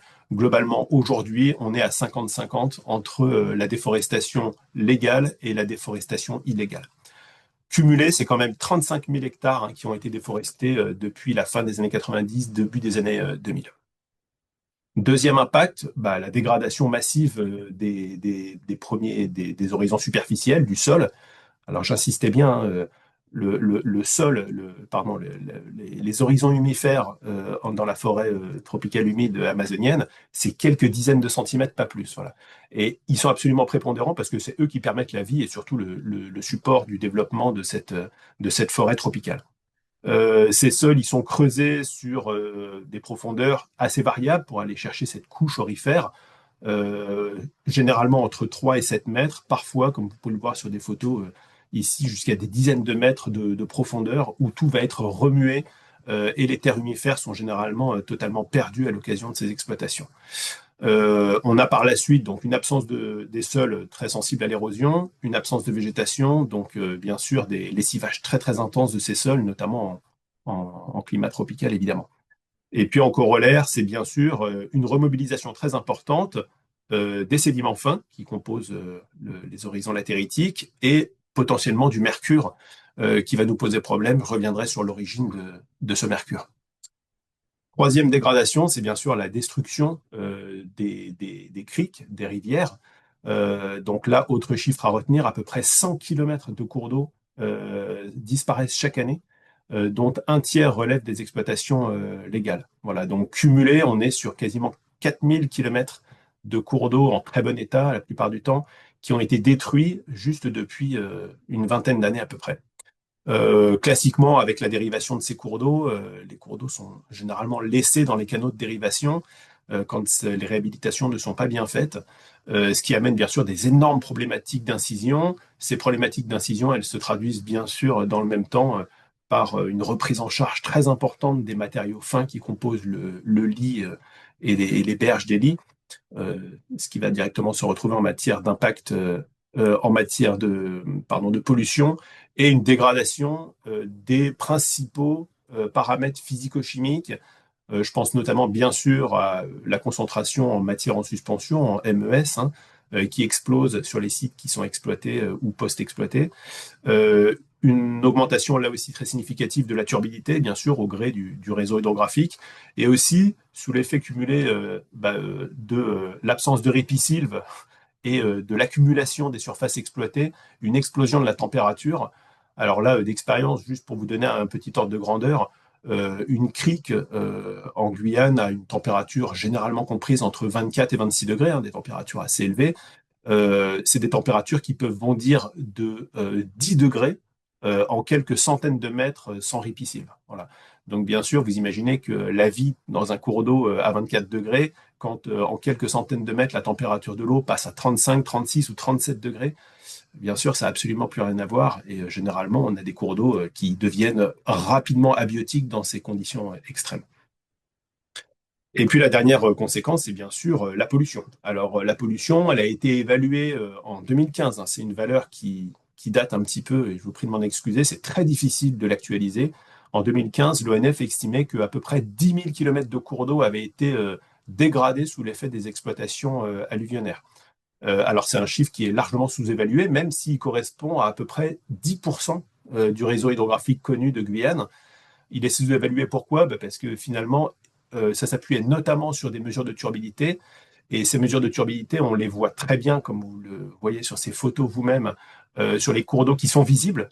Mais l'immense majorité du réseau hydrographique guyanais, en fait, n'est pas visible et s'écoule sous couvert forestier complet et donc difficilement détectable.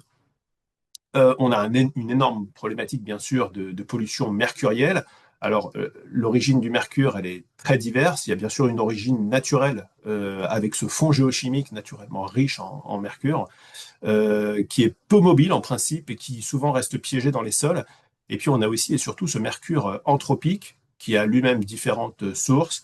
Ça provient massivement des processus d'amalgamation de l'or, hein, c'est-à-dire qu'ils font l'exploitation historiquement légale, mais aussi aujourd'hui encore illégale, utilise beaucoup de mercure pour amalgamer l'or, le récupérer dans ces micro-paillettes qui sont récupérées par gravitation généralement. Il y a la déforestation qui entraîne là aussi un relargage d'importantes quantités de mercure qui était avant piégé dans la végétation. Et puis on a la remobilisation au fil du temps des stocks naturels et historiques de mercure qui peuvent être contenus dans les anciennes zones exploitées. Voilà. Alors, il faut aller vers la fin, Gabriel. J'y suis presque. Toutes les formes du mercure sont bien sûr toxiques, hein, mais notamment les vapeurs de mercure et les formes organiques, hein, notamment le méthylmercure qui peut, alors là, effectivement, entraîner des drames.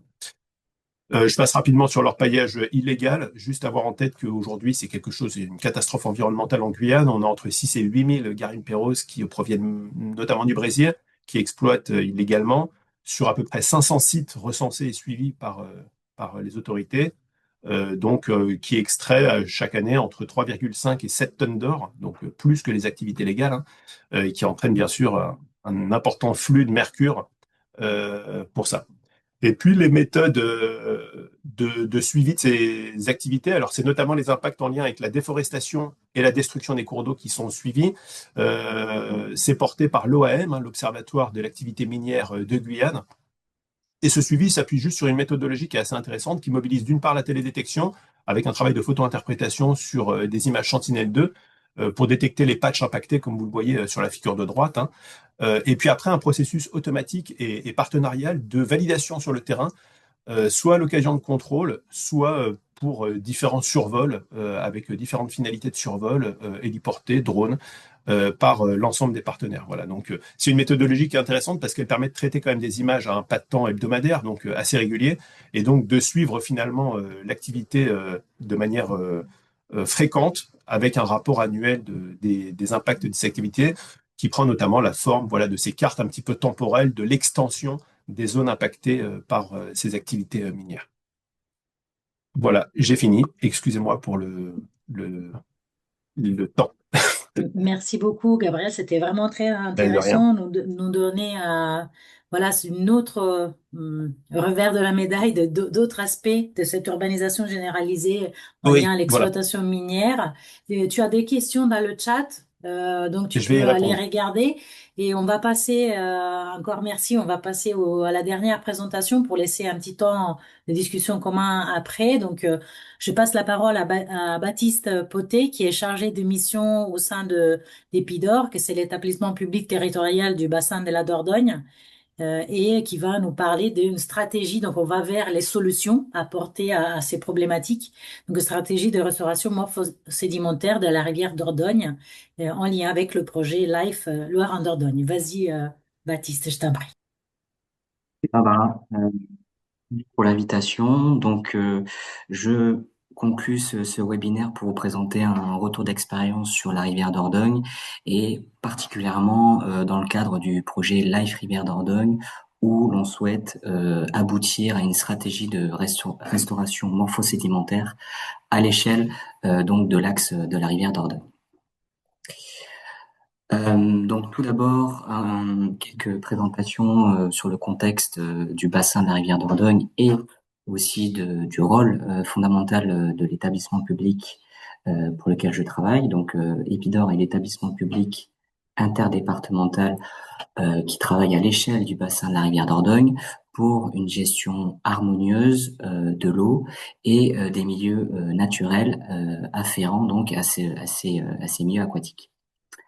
Donc depuis sa naissance en 1991, Épidor travaille avec les collectivités et les partenaires sur l'ensemble de ces territoires et en particulier sur l'axe rivière Dordogne, une rivière qui fait 475 km de long sur un bassin qui fait lui 25 000 km². Les activités sur ce bassin sont multiples. Sur le haut du bassin, sur les contreforts du Massif central, il y a de nombreuses activités liées au barrage, donc à la production hydroélectrique. Donc on accueille sur le bassin la troisième tranche, la troisième structure hydroélectrique française. Il y a eu aussi, durant le siècle dernier, des extractions massives de galets, en particulier sur la partie médiane de la rivière. Donc, je vais y revenir. Il y a aussi de multiples enjeux environnementaux. Le bassin de la rivière Dordogne est distingué depuis 2012 comme réserve de biosphère. On a aussi une multitude de sites Natura 2000 et en particulier le long des corridors fluviaux. On a aussi la chance d'avoir plus de 8 espèces de poissons migrateurs encore présentes sur le bassin. Et donc tous ces enjeux portent de près ou de loin des activités, des usages qui, eux, sont vraiment dépendants de la qualité des milieux naturels aquatiques. Donc on a une forte activité touristique autour de la randonnée nautique, autour de la baignade. On a aussi de fortes activités à la fois professionnelles et de loisirs autour de la pêche. Et enfin, aussi à noter de forts enjeux liés à l'eau potable, en particulier sur la rivière Dordogne médiane, en lien avec la nappe alluviale. Donc Épidore, riche de ses 30 ans, a aussi construit un diagnostic hydrosédimentaire, donc au fil de plusieurs études, et notamment suite à une dernière thèse présentée en 2020 par Fabien Bouteau, qui a permis de établir un diagnostic hydrosédimentaire sur la rivière Dordogne médiane, donc à l'aval des grands barrages, sur le secteur donc de la Dordogne lotoise et périgourdine. Donc premier fait marquant, l'hydrologie est modifiée du fait donc des activités hydroélectriques. Donc, vous avez sur la figure de droite l'avènement des grands barrages sur le bassin qui s'est concentré entre les années 30 et les années 50. Et donc, cet avènement a un impact très important sur, d'une part, le déplacement saisonnier. Donc, on a un stockage saisonnier de l'ordre de 1 milliard de mètres cubes sur les 6 principales retenues. On a aussi une diminution très nette des fréquences et de l'intensité des crues morphogènes. Donc, depuis l'avènement de ces barrages, on n'a plus de crues de récurrence 50 et 20 ans. Et enfin, on a une forte variation des débits, notamment due au fonctionnement par éclusée de ces ouvrages. Donc, vous voyez sur cette figure, on a des variations de l'ordre de plusieurs dizaines de mètres cubes sur une poignée de jours. Deuxième conclusion sur ce diagnostic hydrosédimentaire, on a un blocage du transit sédimentaire, à la fois lié au barrage et également lié aux extractions de granulats. Donc, pour les grands barrages, on a quantifié également grâce à cette thèse que ce blocage était de l'ordre de 4500 mètres cubes chaque année, ce qui fait un cumul depuis la construction du dernier barrage de l'ordre de 300 000 mètres cubes déficitaires à l'aval de la chaîne hydroélectrique. Ensuite, concernant les activités d'extraction qui, elles, se sont concentrées entre les années 1930 jusqu'à l'interdiction des activités d'extraction dans le lit mineur en 1980, ces extractions sont à minima de l'ordre de 9 millions de mètres cubes et elles se sont concentrées principalement sur la Dordogne médiane et on retrouve aujourd'hui donc les stigmates de ces activités d'extraction avec des fosses qui font pour certaines jusqu'à une dizaine de mètres de profondeur et qui donc continuent à être piégeantes et à impacter en fait ce transit sédimentaire sur la partie médiane. Troisième point sur ce diagnostic, c'est la modification donc de cette dynamique fluviale en lien donc à la fois aux perturbations liées aux barrages et aux activités d'extraction et également à la fin des années 70, on voit apparaître une volonté locale de protéger les berges qui sont impactés par cette incision qui commence à bien s'observer. Donc, à partir des années 70 principalement, c'est sur le secteur de la Dordogne lautoise où cette volonté se voit avec notamment l'avènement de protection de berges par enrochement sur un linéaire de 32 km, soit environ la moitié du linéaire de la rivière lautoise. En parallèle à cela, on observe donc une perte de la surface totale des îlots. Donc, l'incision progressive fait que les végétations se développent plus massivement sur les îlots, et donc on a une perte cumulée de surface des îlots. Et bilan à cela, une réduction de la bande active de l'ordre de 30 mètres de large en l'espace de 50-70 ans. Et enfin, dernier point que j'ai un petit peu évoqué, c'est la conclusion de ces dysfonctionnements, notamment liés à l'enfoncement du lit progressif depuis donc l'avènement de ces grands barrages et de ces activités d'extraction, qu'on a pu également quantifier. Donc c'est de l'ordre de 0,1 à plus de 2 cm par an. Et en moyenne, sur la rivière médiane, c'est de l'ordre de 1,4 mètre d'incision, avec des secteurs pouvant aller jusqu'à 4 mètres d'incision, notamment au droit des anciennes activités d'extraction. Donc, conséquences sur les milieux naturels. Là aussi, on a pu très largement l'étudier à travers à la fois des documents d'objectifs Natura 2000 et des documents liés à des plans de gestion. Donc, on a pu mettre en évidence que la rivière, avant ces activités, était très riche en biodiversité et on pouvait observer un large panel d'habitats d'intérêt communautaire et d'espèces protégées. Et suite à ces dysfonctionnements morphologiques, on observe donc une déconnexion progressive des annexes fluviales avec une dégradation des habitats typiques que l'on observe sur ces milieux. Un exemple, par exemple, sur une espèce hautement d'intérêt communautaire, le saumon d'Atlantique, qui se reproduit vraiment à l'aval immédiat des grands barrages, là où on a une forte dégradation de ces milieux de reproduction. Donc, sur ces secteurs-là, 50% des zones de reproduction sont dégradées par un phénomène de pavage.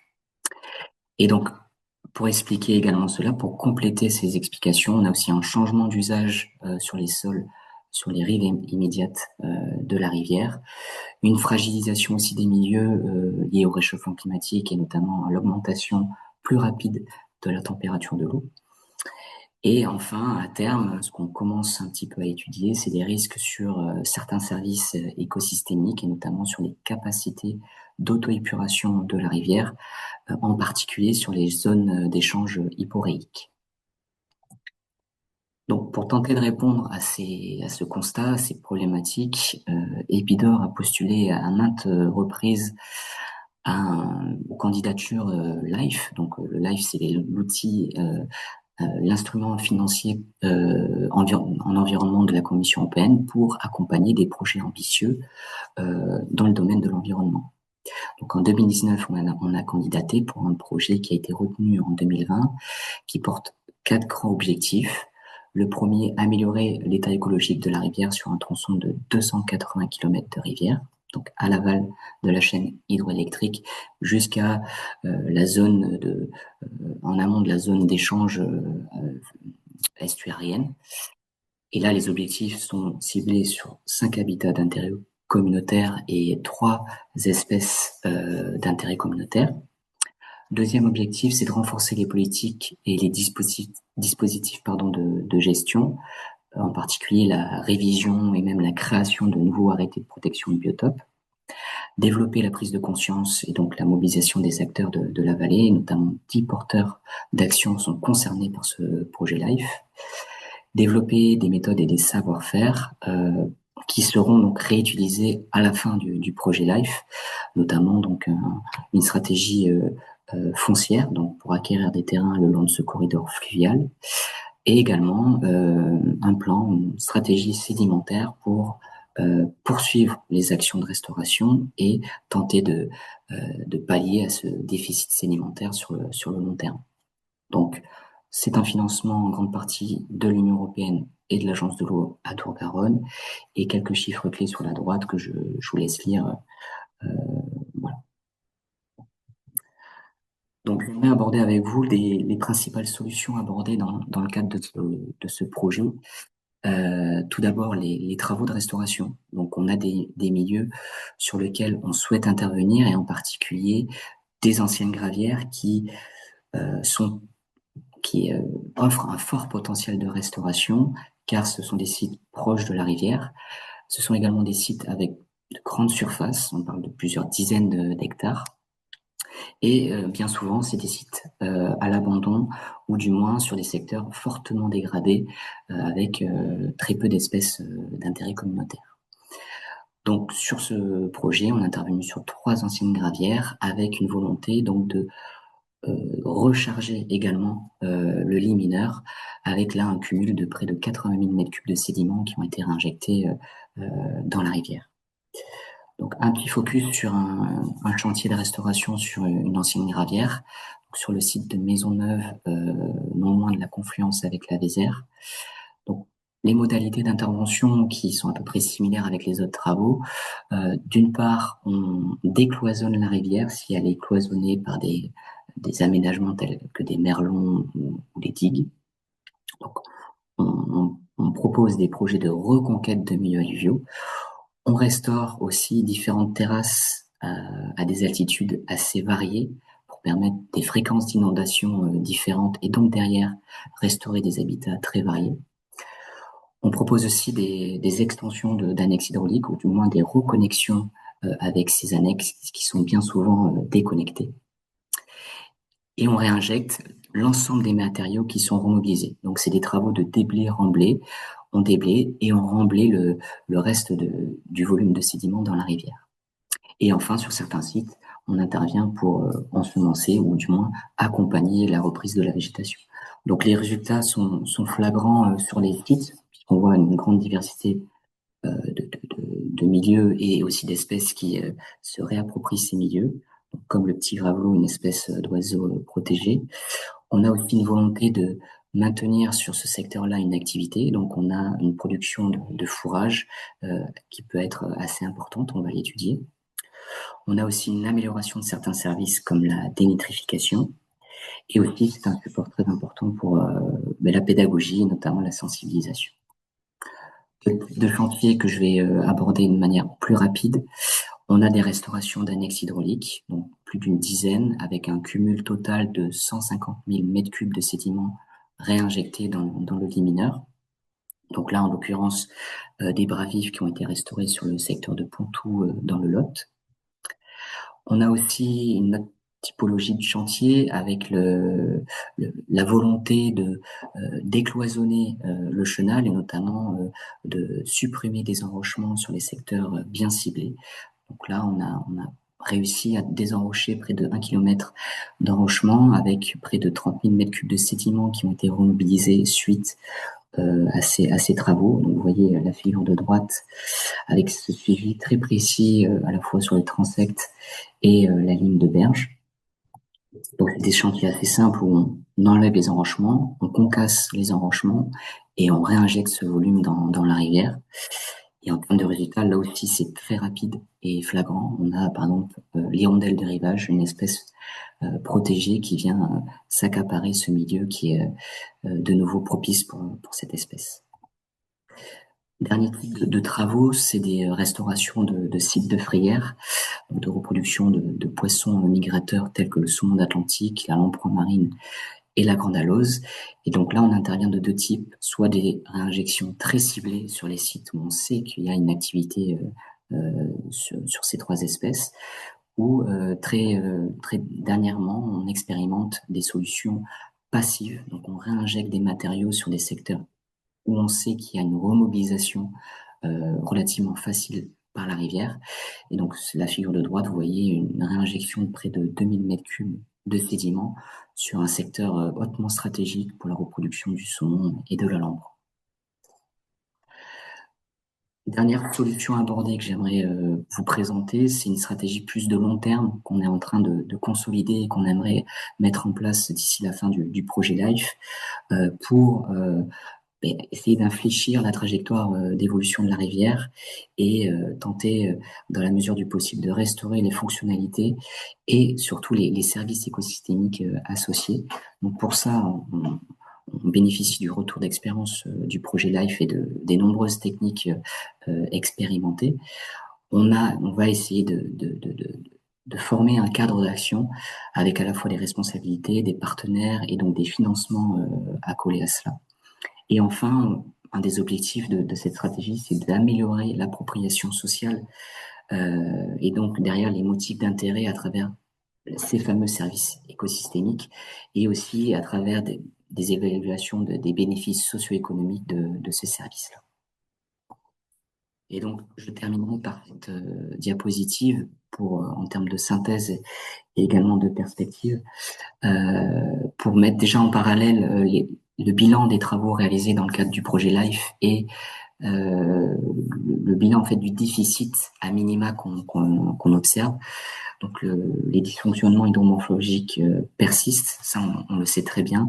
À travers le LIFE, on a pu, avec ces travaux très ambitieux, on va réinjecter près de 190 000 mètres cubes de matériaux.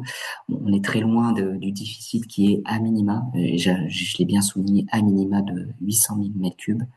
Donc on a encore du travail pour parvenir à ce volume-là.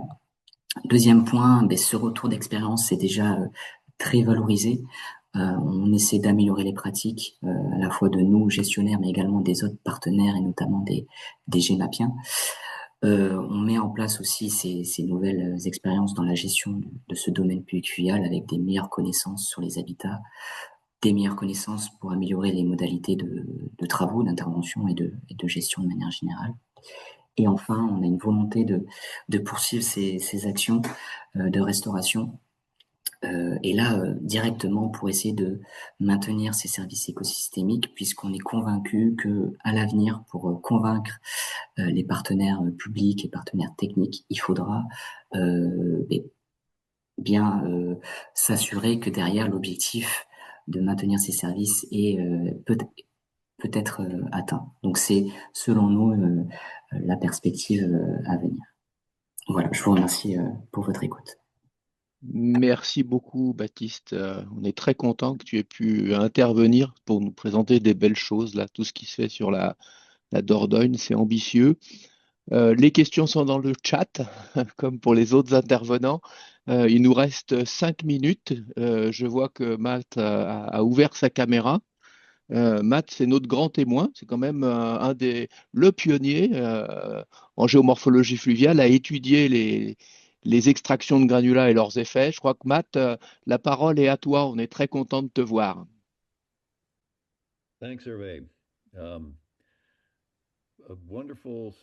Très belle présentation, intéressante, un peu déprimante, mais c'est c'est lié au sujet. Les 4 premières présentations qui documentaient les impacts dans le sud global, on va dire, hein, et où nous avons très peu de contrôle et de moyens d'intervention. On voit ces activités en jeu. On peut réfléchir à une échelle temporelle, une échelle de temps, comme cela a été illustré par le propos de Baptiste. On a les mêmes impacts à grande échelle sur les fleuves européens d'Amérique du Nord et ailleurs, mais nous avons essayé vraiment d'arrêter, de réduire les impacts et de se lancer dans des restaurations, réhabilitations. C'est un peu la tragédie du commun. On a des activités lucratives qui répondent qui impactent la société et l'environnement. Et bien sûr, c'est une question d'échelle. En fait, il y a beaucoup d'endroits où véritablement il y a de l'exploitation artisanale, on dira, avec une petite échelle, qui va avoir un peu d'impact sur le flux sédimentaire de la rivière et c'est négligeable. Mais lorsque l'on passe à une échelle industrielle, que ce soit pour les granulats ou pour l'or, on voit que bien sûr les dégâts peuvent être absolument catastrophiques. On peut blâmer l'exploitation illégale, bien sûr, mais pas que. Je pense que Gabriel nous a bien illustré ceci. C'est-à-dire le partage entre le légal et l'illégal, c'est 50-50. Donc, il y a vraiment encore beaucoup d'exploitation minière illégale. Et même si on essaie d'arriver avec des manières de contraindre, tant que les volumes sont encore élevés, nous aurons toujours des impacts. Et le fait que, donc, même si le mineur a un papier qui lui dit qu'il a le droit de faire de l'extraction minière, ça ne veut pas dire que les impacts ne sont pas là. Donc, ça n'enlève pas les impacts. Et donc que peut-on faire? Que pouvons-nous faire? Certainement, l'éducation du public et pour essayer de comprendre et faire un plaidoyer sur pour une gestion et changement de réglementation. Et pour cela, nous devons améliorer la compréhension du public et la compréhension également des décideurs publics. Mais cependant, même si nous réussissons à faire cela, les décisionnaires seront toujours sous pression pour délivrer des permis aux exploitants miniers, parce que bien sûr, ça a un impact économique très important. Donc, c'est un fort impact économique, pas écologique, mais économique. Et donc, ceci est à nous de faire un meilleur travail de plaidoyer et d'expliquer comment fonctionnent les rivières et comment ce type d'extraction a un impact négatif sur les cours d'eau. Mais au-delà de cela, nous devons bien comprendre qu'il y a des forces économiques et il faut si on peut trouver des alternatives à l'utilisation de granulats, ou notamment les granulats de rivière pour la construction, et que l'exploitation de l'or, je ne sais pas, là, je crois que je n'ai pas de solution malheureusement pour l'exploitation aurifère, malheureusement. C'était des présentations intéressantes et nous ont donné une image très compréhensive du type d'impact que l'on observe dans le monde entier et bien sûr que subissent nos rivières en France, aux États-Unis, en Europe et partout. Super, merci beaucoup Matt pour ces conclusions.